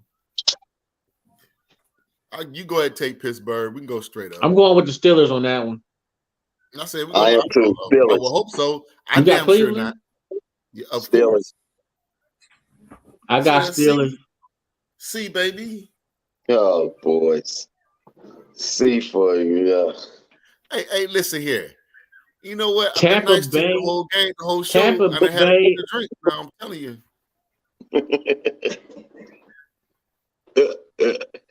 Go ahead, Troy. I'm sorry. Go ahead, bro. All right. Tampa Bay at Atlanta. Tampa Bay. -4. Tom Brady Tampa. not playing that game. What? Mike Evans not playing that game. So that's Goodwin the game not because playing that game. They're already clinched, right? Yeah, Atlanta might win that one, man. Tampa Bay's already in. Atlanta. Yeah, Tampa Bay already in. You're right. Atlanta. Yeah, Atlanta. I'm gonna take Tampa in that game. I ain't touching it. Atlanta. Biggest spread of the week. Baltimore at the Who Days. You already know the Minus answer to that. 9. Go ahead, Bob. We got playoff implications. We got a flip of a coin for a neutral field. We're going to wipe the slate clean and erase all of that stuff that's written up on the chalkboard. We Where's getting a that game at? Cincy? W at the Who Dey Nation. So we getting Yeah, we got a lot Bob, on the y'all covering line. that So 9? yeah, we're gonna cover that 9. Bob, y'all gonna cover that 9? Yes, we're gonna cover that 9. No. So great. Don't show. Oh, whatever. Ain't nobody choking. Hey, Y'all ain't covering that 9. Lamar On a is in side note, contract Troy, negotiations. He is at home. before you move on to the next one, this came Y'all not covering up- that 9 because they're gonna pull Burrow at halftime. That's why. Yeah, he gonna play the whole game, bro. And as a side note, Lamar Jackson, where is he gonna go next year? Will he be in Miami? The Baltimore? What do you mean? Where he man. gonna go? I don't think so. I think somebody. I don't know. He ain't man. got no Baltimore. contract. If Baltimore, He got no contract, bro. if Baltimore let him go over a contract, they might not have will no burn choice. that city down. They might He's have not to, going bro. anywhere. You know that coach. You know that They owner will for Miami fight. have no scruples. That the owner for the Miami Dolphins has no scruples. He Bro, don't give a dude just won MVP 2 years ago. They're not going to get rid of him. Where they going to send him to? It shouldn't be no story, Troy, but it's Free a agent. story. He got no contract. He free agent. It's a story, man. Whether y'all like it or not, Lamar is a story because Baltimore dropped the ball. They He gonna make his rounds. Bet on himself. I ain't worried He about gonna that. make his rounds. I'm telling you. And I agree with Neil. If that owner from Miami want him bad enough, he will throw the ball at him. He gonna get him. That's all they need is Lamar down in Miami, and it's a party, baby. Ain't nothing like when the Dolphins winning. Go ahead, Troy. My bad. I ain't Y'all worried get about tired that. on it. He'll Yeah, be back bro. in Baltimore. He's just his own agent. He's agent for himself. He wants to be in Baltimore. Okay. All right. I will see. Carolina at New Orleans. New Orleans. I don't know, man. Carolina been at New balling. Orleans. 3.5 Carolina might spread get for that New one. Orleans. Carolina. New Orleans Blues, they got the 3rd pick. Carolina. You got Carolina? Yeah, I think With the red like rifle as a quarterback for New Orleans? Yeah, That's Steve. the red ribbon, man. Ain't no red rifle. Hey, the coach for It's Carolina. the ribbon. Pulling for the brother. Steve Wilkes. Minnesota at Chicago. Plus 6. Minnesota playing nobody. Chicago. Minnesota's playing Chicago. Minnesota already clinched. Somebody said Chicago? No, the Minnesota already clinched. Yeah, Minnesota's good. Yeah, Oh, they just gonna if they lose, they don't have home field. Oh no, Minnesota going full throttle. And you know they got home suspect field right now. Yeah, they going full throttle. Yeah, Minnesota. Justin Fields is not playing. Oh, and why Minnesota. not? Saving himself for the first round of playoffs. Oh boy, you rough. That You wasn't rough his boy. call. From what I read and what I've heard, that wasn't his call. Justin Nice Fields save. has been telling everybody he wants to play. They're choosing That's not nice. to play him. Right. Nice He the save there, franchise. Lois. We always got to have Lois on the save. Nice save there, Lois. He the franchise, dog. Keep playing him. He need to work. New England at Buffalo. That's that game. I had to go with Buffalo, man. That's the emotional. That's gonna be an emotional game. With Buffalo, man. I think I'm gonna roll with Buffalo through the playoffs, man. That might be the thing to get them over that jinx they had over them, man. What happened Monday night? That might be something to get them into the Super Buffalo Bowl. Bills man. will have all the Buffalo Bills players will have DeMar Hamlin's number on their jerseys, and every team in NFL will have DeMar's number on their field at the 30-yard line. That's deep. Emotional.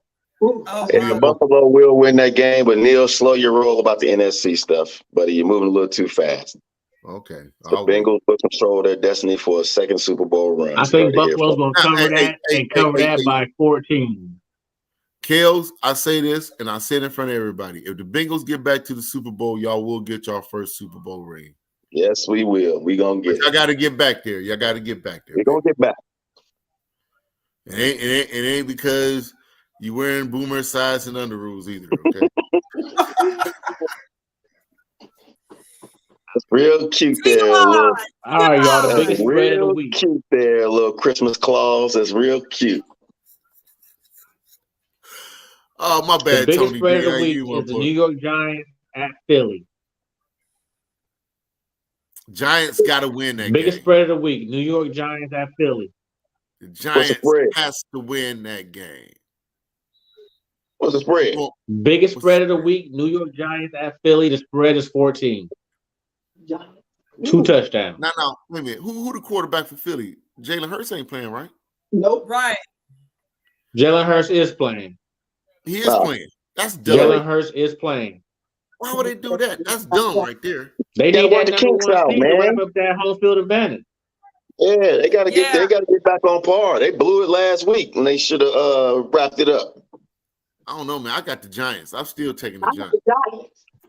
He ain't gonna be hurt. I'm still taking the Giants, dog. I'm gonna take the Giants to cover that spread.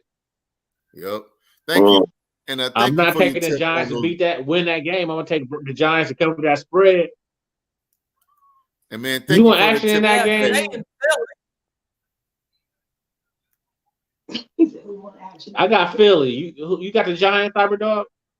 You gonna give me the points? Hell no. I'm gonna take it straight up there. Come on, bro. You got the favorite. Hell no. Straight up.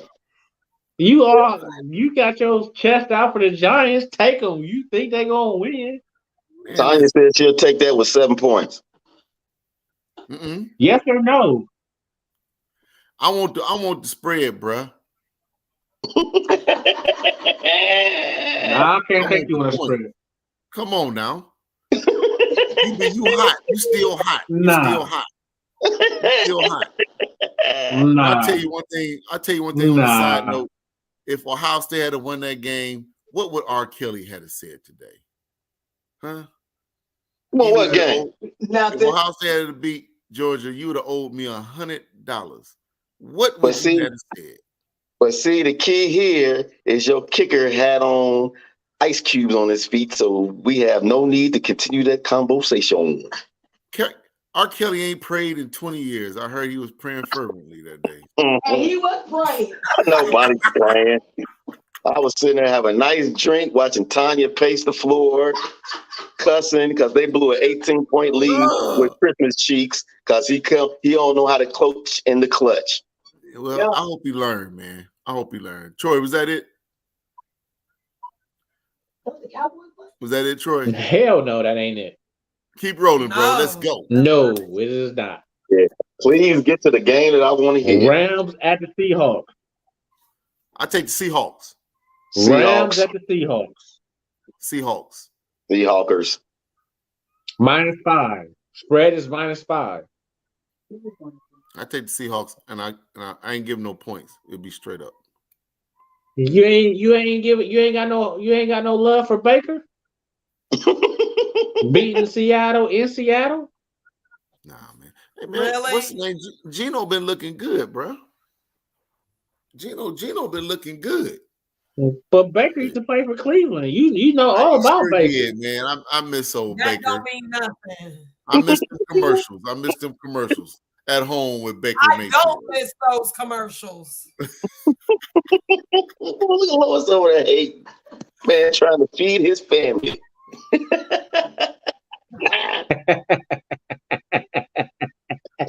Them commercials all was right, annoying y'all. as hell. Like, Chargers at the Broncos. Ooh. Oh boy, did you even have to even Chargers mention that? at the Broncos. Now with the Chargers do need to play this game, or have they clinched already? I'll check on that. No, they don't. The Chargers ain't the favorite. The Broncos is a favorite, -3. Damn. Oh, So that my just tells goodness. me that all the Chargers starters is sitting. Yeah, they're not playing. So Broncos, you're right. Broncos gonna win that one. That's what I was just about to ask you. Who was 'cause I know Chargers still will win that game. Yeah, they getting ready for next week. So Next that means the week is when we Chargers really- backup quarterback is playing. The Chargers backup running back is playing. The Chargers Oh, backup don't receivers say is that, playing. man. I got him in fantasy. Yeah. He right. Chargers already clinched. Yeah, that's what I'm saying. Any team that clinch ain't starting nobody, man. Who, All right, bro. What else you got? who the Cardinals at the Broncos and 49ers. Cowboys got this week? We're on our way down there. We're on our way. That's the Cardinals next who? game. You Who said they the playing? Cardinals? Cardinals at San Francisco. Fred Cardinals Snow. at San Francisco. Well, I San can't Fran remember. clinched already. I hope that's not televised. Spread is -14. Oh my God! Put Mr. Arizona Rogers Cardinals on in his coach. place. Arizona Put Cardinals Mr. coach will Rogers' be fired neighborhood after the on in his season. place. Oh, nobody want to watch You that. think they gonna fire old boy? You think they gonna fire him? What do I you thought he mean? They did already all right. said they're going to fire him. Well, Kingsbury is done after the season. He's done.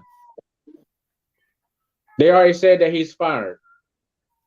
If I was him, I'll be having a fullback play quarterback. I'll be having the defensive coordinators out there and wide receiver. Y'all gonna fire me before the last game of the year? I'll be having the I'll be on I'll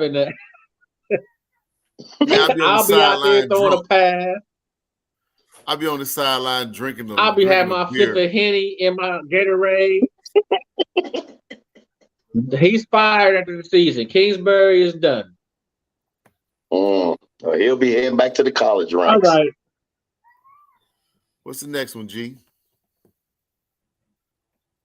Dallas Cowboys at the Commanders.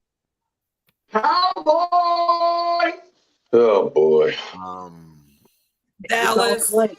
Dallas. We don't clinch. If they got old Nick Fraudulent out +7. there, they got old Nick Foles out there. That ought to be a cakewalk. If they can't take advantage of that, they need to be kicked out of the playoffs. We gonna drag the Commanders. Nick Foles is hurt. So they probably gonna have Oh. Carson Wentz out there playing. Oh, Well, they hell. should have Heineke out there playing. I don't know what's going on with Heineke. We gonna put up 40 on them. Hey man, they thought Spread Wentz is was 7. they thought Wentz was gonna pull them through last week, and it was an ugly display. He's playing this week, then, but that should be a cakewalk for Dallas Cowboys. We gonna Yeah, drag. Cowboys got that one. Cowboys got that one. Ooh, really? And if the Eagles lose, we clinch first place. I'm sorry. You think the Cowboys will cover that spread, Cyberdog? How much is spread? You said 7. Oh, you said it was 7 Yeah. or 14. I'll let you come out here and see. Man, you know what, man? 7. Troy, Tanya says she'll take that. We gonna put 40 up on them. Tanya says she'll take that. It's gonna be just like when we beat Philly, 40-3. We gonna kill it. Gonna drag it. Tanya says she'll put 40 on that game, Who's Troy. Dallas' backup quarterback? And Desiree. Yes. What's the She dude's name? still owe me from the Indianapolis game that she took. Who Troy said your who- betting rights is who's Dallas' backup quarterback? The dude that was running them up for the Yeah, first she 6 can't weeks. bet. Yeah, she said your privilege is cut. You woke up your loot, you old. Who's Dallas' backup quarterback? Do a double or nothing. Cause my boy's gonna beat 40. Does anybody know who Dallas' backup quarterback is? It's Rush. Yeah, the Rush dude. Yeah, Cooper Oh, Rush. Rush. You know what they used to He'll say? be I in the trust second half. Cooper Rush. They used to say, I trust Cooper Rush. And Cooper Rush got us where we at. Cause the first 7 games he was balling. All right, let me shut up. She trusts Cooper Rush. All right. Yeah. I ain't Cooper touching Rush that will be game. in the second half. All we needed for the Giants to win, we clinched number 1, and we clinched number 1 and home court advantage. Home field advantage. It rolls up. All right, Troy. All Was right. that So it? this is the last game of the NFL season. What we got? Last game of the NFL season. The Lions at Green Bay. Ah, yeah. This is it right Minus here. 4.5 for Green Bay. I was Give thinking, me the hard Detroit about Lions. this. I've been thinking hard about Detroit. this one. I want to say Detroit. Let me get me Green Bay. I Detroit. got Green Bay all day. If anybody want action on that, I got Green Bay all day. Anybody got action? Oh, you Green Bay all day. Green Bay. All day. Give me Detroit. Me and Bob got action. And I take that spread. Yep. What's the spread? 4? 5. Me and Bob got action. And a half. 4.5. D-Town. D-Town will win that game. Bob, you owe me my money, so You already know. 1, 2. You got Detroit, Yo, Bob? Huh? Detroit's already been eliminated. That's all right. They want to spoil Rodgers. You know they can't stand Rodgers. They want to. They ain't They want to spoiling play Rodgers. him at any cost necessary. They ain't spoiling Rodgers in Green Bay. Okay. We shall see. I got Green Bay. I got Green Bay. Go ahead, Cyberdog. Move on along. Yeah, moving on, man. Thank you, though, man. I'm with you. I'm taking Green Bay. I just want to go ahead and wrap this up here. I want to thank y'all again for allowing me to be the lead analyst today. You guys have really made the show. This was a deep show. I think we all voiced our opinions, so can't wait to next week. Hopefully things will be a little bit more brighter. We have some more, lighter takes. But I'm gonna go around the room, go around the table. Any last thoughts? I'm gonna start with you, Tony. Tony D. Any last thoughts? While you got something in your mouth, we'll pass on Tony D for a second. We'll move on to Mr. Richard Kelly. Any last? Thank you there. He calls you Thank Dick you Kelly. there. Yeah, thank you there. Meat Locker special on Tuesday. And that is not a women's club. I repeat, that is not a women's club. Just want to say it's been a great season. I had a ball on here clowning, but I'm really, really, really, really upset on how the college football season ended. I just cry a little bit in my cereal every morning. But you got to move on, and I got to put all my energy into my beloved Who Dey Nation of the Cincinnati Bengals for a second run at a Super Bowl, and we will bring that back to the bright city of Cincinnati. And the Dallas Cowboys will be eliminated in the first round. Thank you. Absolutely not. We're going to make that run. Making no run. Running straight to the toilet with diarrhea. They ain't making no run. Don't be laughing at that foolishness. He just still disgruntled. He's like a disgruntled employee for Michigan. You didn't went up there 2 years in a row and came home empty-handed. That's all right. Long as you sit next to me on the bus looking gazing in my eyes and with a big L on both my foreheads, that's all that counts.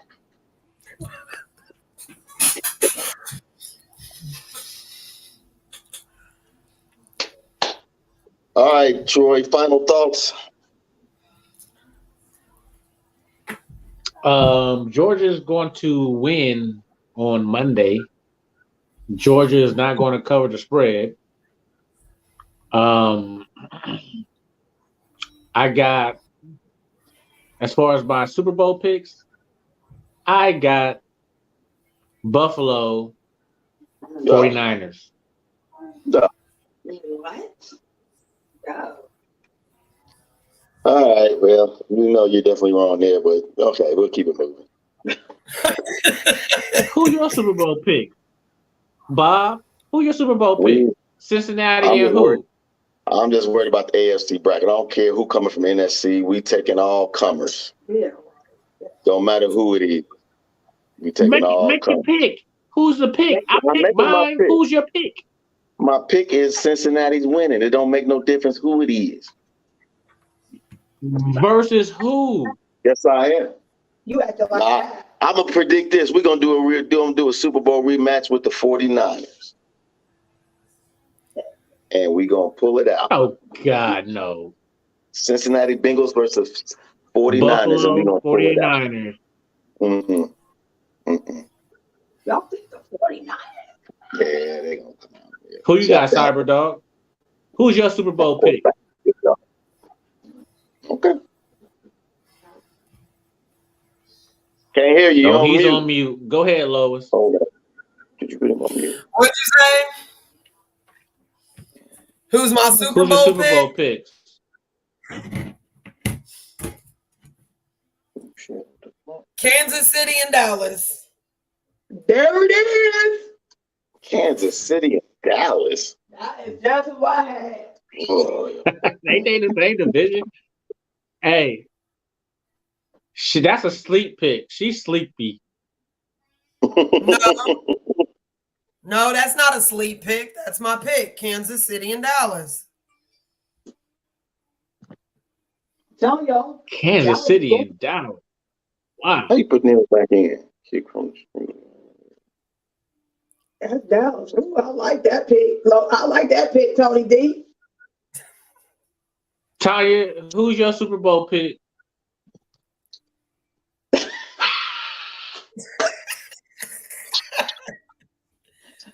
I got Cowboys for once. We playing on all cylinders. Oh, So I got them. I got Cowboys, and I don't know who the other side would be because it can't be the 49ers. Yeah, can't be the 49ers. So we on the same. So it's either gonna be Kansas City, Cincinnati, Buffalo, or Pittsburgh. No. One of them four. Did he say Cowboys. Pittsburgh? I say it's gonna be Cowboys and the Chiefs.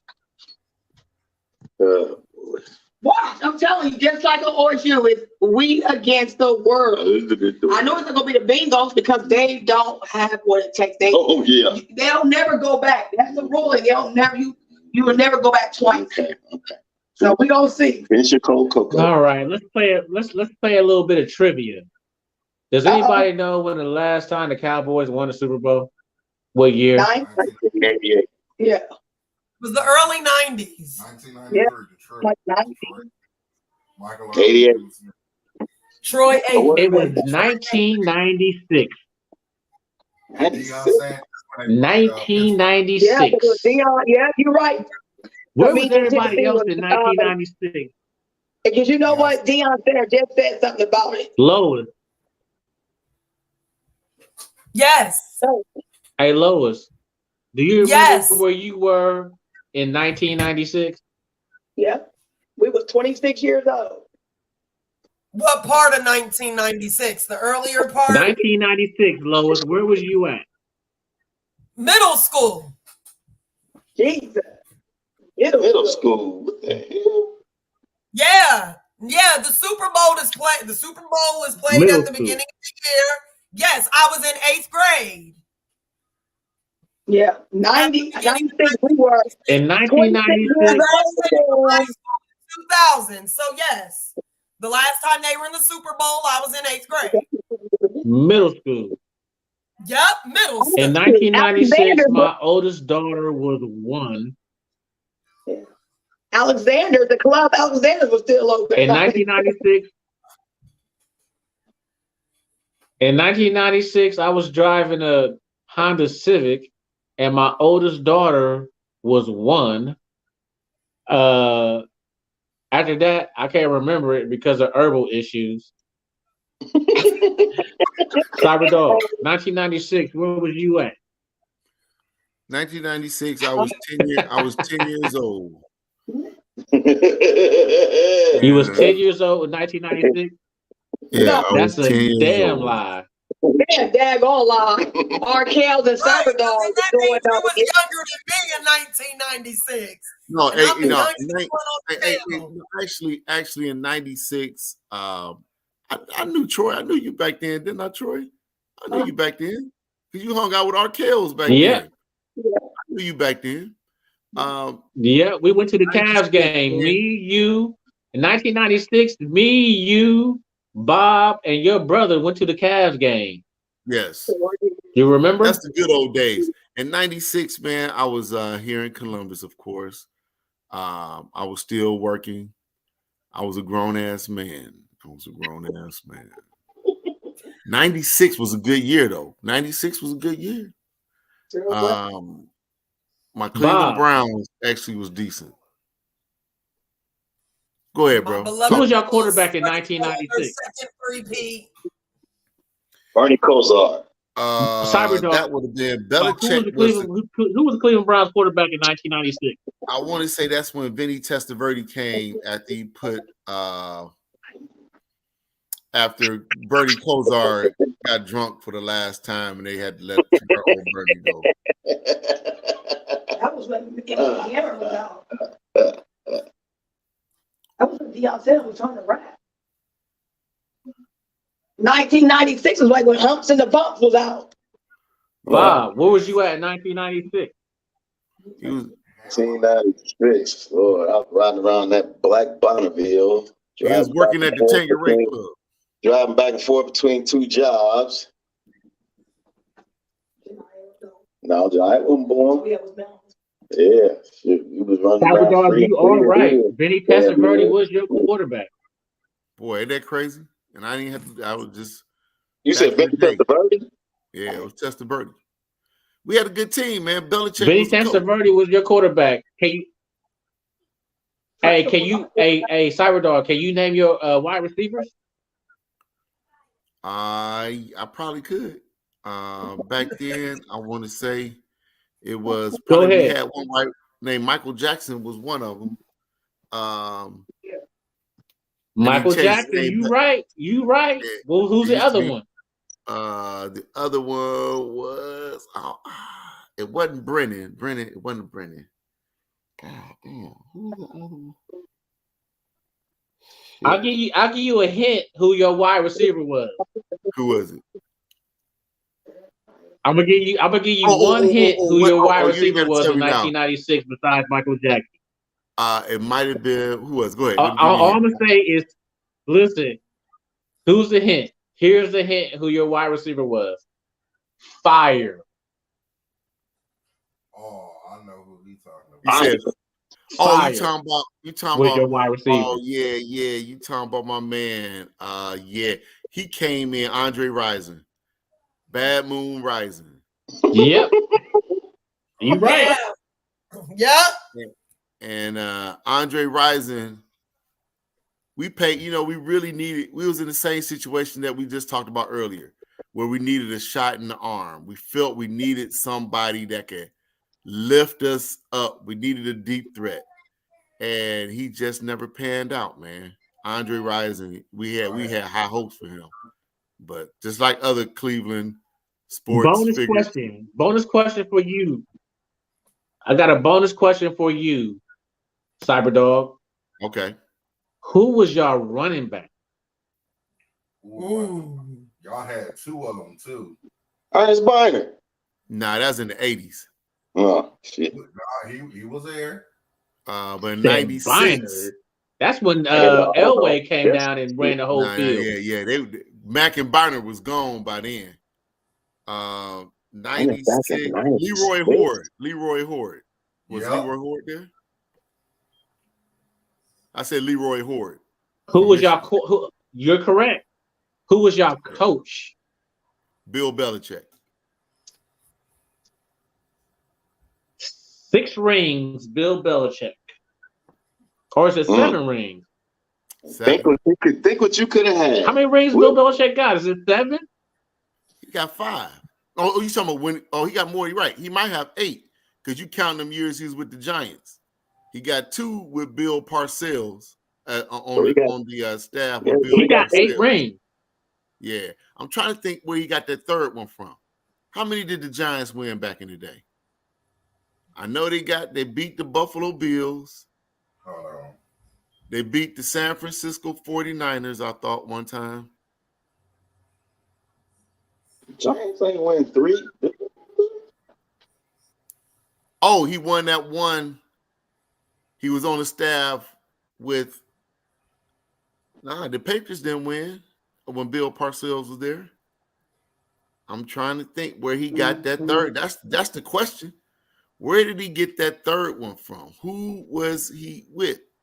Because you said the Giants got 2 rings under Bill Parcells, or was it 3?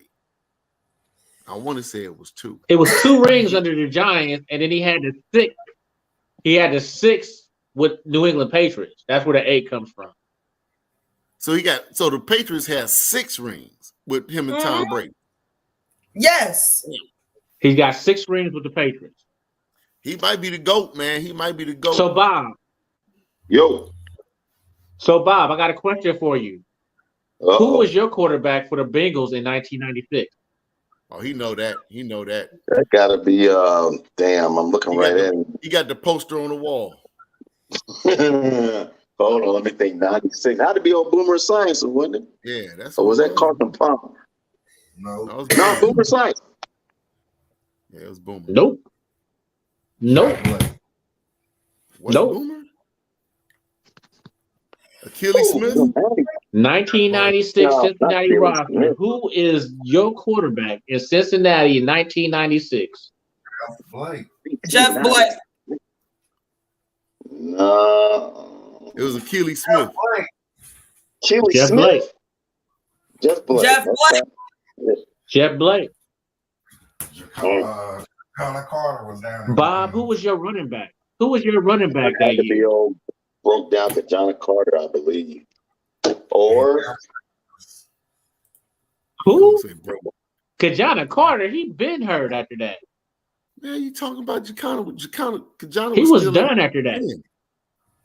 Garrison Hurst. Oh, y'all running back. They running back. That dude was a beast because he left Cincinnati and went to play for Georgia. Oh, you talking about? He played for Georgia. Hurst. Oh yeah, he did. Yeah, Tennessee, right? Garrison Hurst. I don't say Garrison Hurst. Yeah, he right. He played for Georgia. Yeah, Garrison Hurst. He right. They can hear you. Who was your wide receivers, Bob? That's a lottery question. I couldn't tell you. Carl Pickens, Darnay Scott. And Darnay Scott, yep.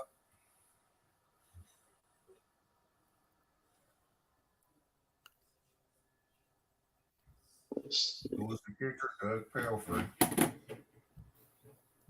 He didn't pull the website up. No, I ain't pulling none of that. Hold on. Here's a real question. Do y'all know who Antonio Brown's dad is? He played in the NFL. Antonio Brown? Antonio Brown? His dad. His dad. Crazy boy for the Pittsburgh Steelers? Get in the camera and ask the question. Jeez. You gonna make me go Kendrick Perkins and see when No, you're not. You better get your You got to have Kyrie at his best. You can't let Kyrie just sit. I'm gonna go Stephen A. Sit. Anime. And I'm gonna go Stephen A. times 20. And they already saw sit your behind down. Eat the cookie, Anime. How y'all doing that? What's up, G? Stay off that narcotic. That's Anime over here. All right, Ike. Don't get that limo scene. Uh-oh. I don't know. That's a good lottery question. I ain't got no answer on that one. Yeah, that's a good Yeah, question. Carl Pickens. Y'all don't know Antonio Brown? Who? They're waiting for you to answer the Oh, question. Antonio Brown's dad is Eddie Brown that played for the Cincinnati Bengals. He was a bad wide receiver. Oh yeah, I remember Eddie Brown. Yeah, that's Antonio Brown's dad. I never knew that until I looked it up. Deep. I never knew that either. He was a beast. Okay, I got the easiest question of the night for all y'all. Since we done went through all the teams. The 1996 Cowboys won the Super Bowl. That's why we on this subject. That's the last time they won. Who's the quarterback, running back, fullback, and the 2 wide receivers. For the Dallas Aikman. Cowboys, Cowboys Aikman. 1996 roster. Aikman Who's the Smith. quarterback? Irvin. What's the Star Wars? No. What was his name? Star I Wars. was gonna see his name. Overbeck was the tight end. The fullback, I believe, was That was Lynch, wasn't it? who was the fullback? Who was the fullback? It was Lynch, Daryl wasn't it? The fullback. Daryl Johnson. There you go. Yeah, Daryl Johnson. But Daryl who's the other Johnson. receiver? Yeah. It was Who played Michael beside Irvin. Michael Irvin on that wide receiver? Alvin Harper.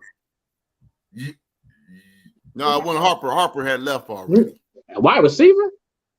Yeah, Alvin Harper had left. Was it It was. Y'all ain't gonna never guess this wide receiver.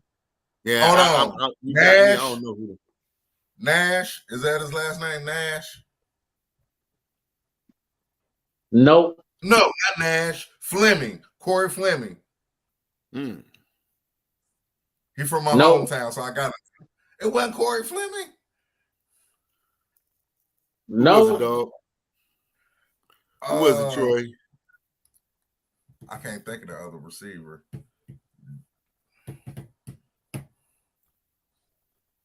It wasn't Michael Haynes. He was in New Orleans at that time, I believe. Here's another question: how high was Kevin Michael Williams. Irvin in '96 at that Super Bowl? Kevin Williams. Kevin Williams. That's about That's right. right. Okay. It wasn't just Michael, it was Nate too. Nate was high too. Remember he got busted with him. Is he still in jail? Nate, I don't think he's in Nate jail no Newton. more. He got caught with all that weed. Him and Bam Morris. Yeah, Bam Morris been in jail for a minute. I got a bonus question for y'all. All right, I'm ready. I got a bonus question for y'all. Do y'all know who played the Cowboys in the 1996 Super Bowl? Yeah. Pittsburgh Steelers. Yep. That was the last Super Bowl. Who's the quarterback? For the Steelers, Neil O'Donnell was the quarterback. Barry Foster was the running back. Yep. The receiver was Ernie Mills. And What's old boy? I hated had- the other receiver. I couldn't stand him. I hated him. they had so many of them. I can't think of the other receiver, but I know Ernie Mills was one of them. Rob Wilson was the corner. Greg Lloyd was a linebacker. I think Kevin Green was on the defensive side too that Yep. year. Pittsburgh was loaded. Pittsburgh was loaded. Damn. Pittsburgh was So the loaded. quarterback for Pittsburgh was Mike Tomczak. Oh, Tom Zach. Mike Okay. Tomczak was the quarterback. Jerome In Bettis the was Super Bowl. the running back. In the Super Bowl, Troy. Right. Yep. I thought that was Barry It was Foster. Neil O'Donnell. 1996. Yeah. I think he got hurt because O'Donnell threw the game, and that's why these Steeler fans still swear to God that he was on the tape. These Steeler fans still swear to God to this day that Neil O'Donnell was on the tape that game, bro. He threw it away. They were beating Pittsburgh. They were beating Dallas. Tomczak was there, but I know Neil O'Donnell finished in the Super Bowl. I know that for a fact because I remember watching that game, and Pittsburgh was beating Dallas, and all of a sudden Neil O'Donnell they got the call. I guess they had his family and had his family holding them hostage. So you know what you better do. That dude Shout started throwing. out to your Cavs the other night, man. Donovan Mitchell put up 71. That's right, man. I ain't want to. And you know what? Well, hey, brother, what was overshadowed what happened to that kid that night? And, Yeah, I didn't even know he did that. right. To the next day, I did not even know he did that. Yeah, that That dude brother dropped was balling. 71. I gotta, because I keep saying I gotta look up on YouTube because I want to see what he was throwing up. I'm about to watch his shot selection. I want to see Hey, what he man, was throwing up. they're playing right now. Hold on, and real quick, y'all know after that game where he scored 71, Yeah, He some shit was- went down. he had to submit for drug tests. Yep, Wow. Sure did. Really? sure did. That's terrible. Add that to the topics, though. Good looking, bro. I definitely should add that to the topics, but he dropped 71. Terrible. That's terrible. And my Bulls ended the next winning streak. Nobody care nothing about them sorry Bulls. That's why they fight each other now. DeMar DeRozan I'm going Kendrick Perkins. DeMar DeRozan ain't gonna never get a ring because he just too complicated. DeMar DeRozan like, too complicated. He just don't know what he want to do at times. Now y'all can call me a player hater all you want to, but at the end of the day, I'm saying what I'm saying. When I play, you calling it like you see it. You calling it like you see it. I watch ESPN all the time, so yeah. He it's too much stuff going on with the Bulls. Lonzo gone, he down. His girl got him by the neck. He ain't trying to ball right now. So, I don't think he coming back. Well, the injury you talking about he ain't got no lateral movement or whatever. He talking about I said his career over. Yeah, I don't think he coming back. The other Lonzo Ball? Since we talking about the Cavs, who's the 1996 starting five for the Cavs? Oh boy. 1996. Let me see. 1996 starting five for the Cavs. Andre Miller point Give guard. me one player. Somebody just give me one player. Andre Miller. I won't even go starting five. Who was on the roster in 1996? Is that the year they wore them? You should know that, Cyberdog. Yeah, I can see that they had that sky blue, black. That's what my man told me. They had the sky Kemp blue, was black. on that team. Who? Sean Kemp wasn't on that team. Not on that one. He was not on that team. That was in Derek that was Anderson? probably 98. That was 2 years later when Sean Kemp got there. 2 years. No, he was in Portland in 99. Starting five. I can't say the starting five. All I can think, the only one I could think of, I want to say Andre Miller was, but that might have been two Wesley years. Person. Wesley Person. Desiree, go do something with that. No. Is that right? What? Oh No. man. I'm gonna get Elgauskas. Z was there. No. That's for sure. What? Zadrunas Ilgauskas. Starting point guard was Terrell Brandon. Danny Ferry was there. Terrell Brandon was a starting five. Who was the leading scorer of that team that year? Y'all never guessed this. Tyrone Hill. He played for Duke. Trajan Langdon. He played for Duke. Trajan Langdon. Nope. Danny Ferry. He played for Duke. Danny Ferry. Danny Ferry, yeah. There you go, Bob. Yeah, he said it. Yeah, he Danny called it Ferry. before I did. Hold on, Ferry. He called it before I did. I got the cards in the closet. I should know this. Hold on. 96. Tyrone Hill in the starting five. Yeah, Tyrone Chris Hill. Mills in the starting five. Chris Bobby Fields in the starting five. Bobby Donnie Field. Marshall was off the bench. Antonio Lang was off the bench. Bob Sawyer was off the bench. Reggie That's Gary who I couldn't and think of. Bob Vitaly Sir. That's who I Kopinko couldn't was think off the of. bench. Bob Oh, that's Sir. right. Bobby Bob Fields Sir. was Bob the baller on Sir, that team. Florida State. Yep, Bob Bob Sir. Sir. Yep. But Bobby Fields was the baller on that team back in the day, dog. Bobby. Oh, yeah. Chris Mills, he played at Arizona. I don't know where Tyrone. I don't remember where Tyrone Hill played at. He was Xavier. He played I don't remember where Xavier. Terrell Brandon played at either. Where Terrell Brandon played at? Terrell Brandon played out west. Tyrone Hill played at Xavier. Yeah, Tyrone Hill played Xavier. I think No, Terrell but what Brandon college played- did he go to? What college did he play at? Terrell Tyrone Brandon. Hill? You talking about Terrell Brandon? Terrell Brandon? Yeah, what I college thought he he went play to at? Arizona. I navigate a computer. Terrell Brandon? I thought he went to Oh, he Arizona. played for, didn't he go to Michigan State? No, he ain't go to Michigan State. He ain't go to Michigan State.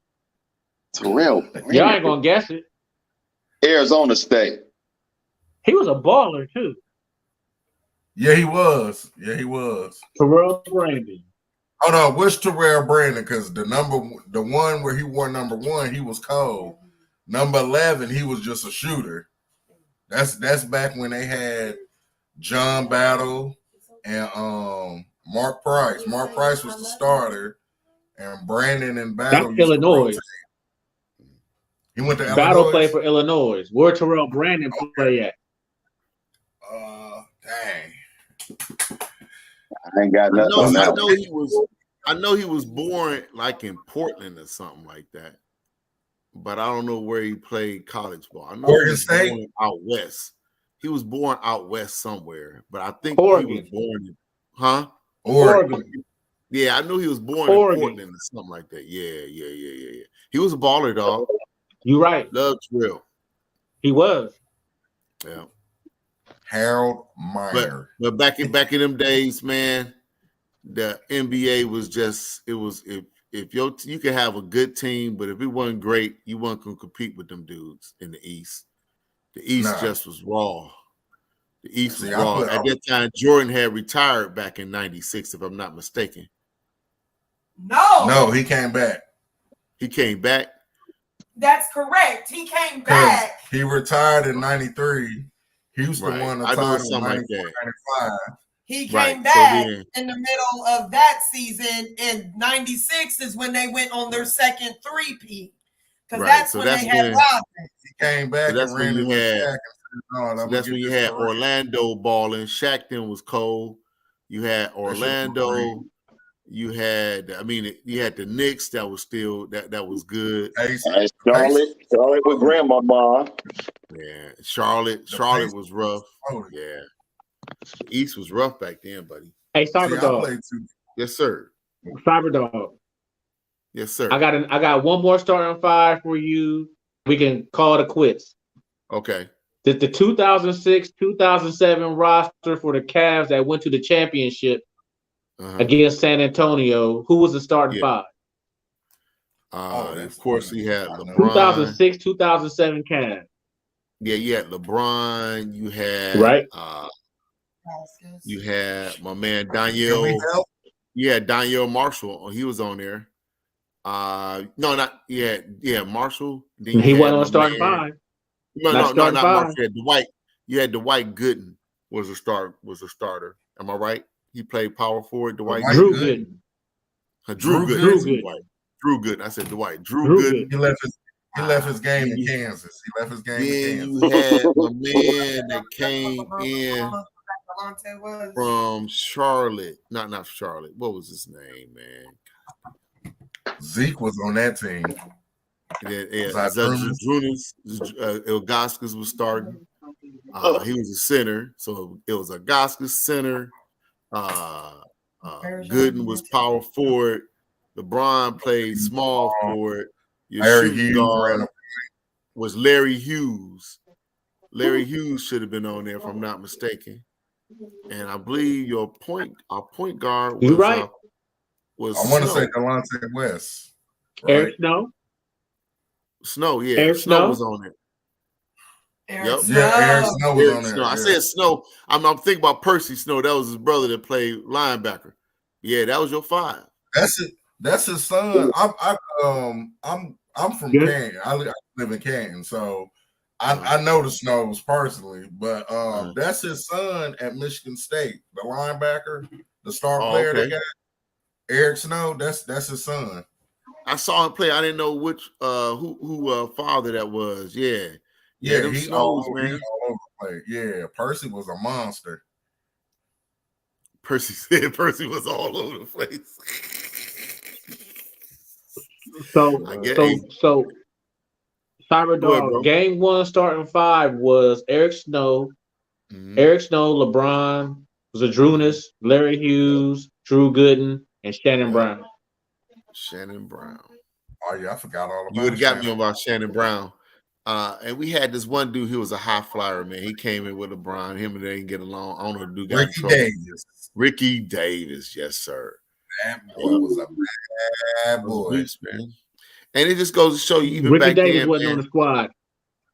He wasn't on that squad, but he was there like a couple of years when LeBron first got there back in 2002, I want to say. Because I think LeBron, he was only in the league 3 years when he took them dudes. Ricky Davis was there. He wasn't there on the squad during the championship years. Yeah. That was excellent questions. They man. traded Ricky Davis away. They traded him to Charlotte. Hey, Kels, before we get off, Yo, ask Tanya who's on next week, man. Because it's playoffs. it's Casino Troy next week. Playoffs gonna be great. I'm gonna make sure I save me some money. And one real quickly thing, Troy, before we get off. Hey, thank you for the little tip on the betting sites. You're right. There is a lot of free money out there. It's crazy free money. But you know the reason why they're doing it. They want to get you hooked. Free money. Yep. It's still fun, man. It's still Don't fun. fall for it. Just take the free money. Yep. I agree. Well, all right, fellas. Good show. Appreciate everybody jumping on, doing their thing. Yes, sir. Y'all have a good weekend. All right, man. And tell your coach to stay out of trouble. Because he might not Hey, have a don't job. you worry about that, coach. Don't you worry about that, coach, staying out of trouble. You tell Christmas Cheeks to finish a damn game with an 18-point lead. Hey, that's okay. Wow. Hey, that's okay. Christmas Cheeks got more wins than y'all got bowl wins. That's all right. That's all right. But we both sit in the back of the bus looking at each other. That's Go all Blue. that count. That's Go Blue. all that count. All right, Troy. Great job, y'all. I'll holler. All right, now. Bye. See y'all later. All right. Take it slow.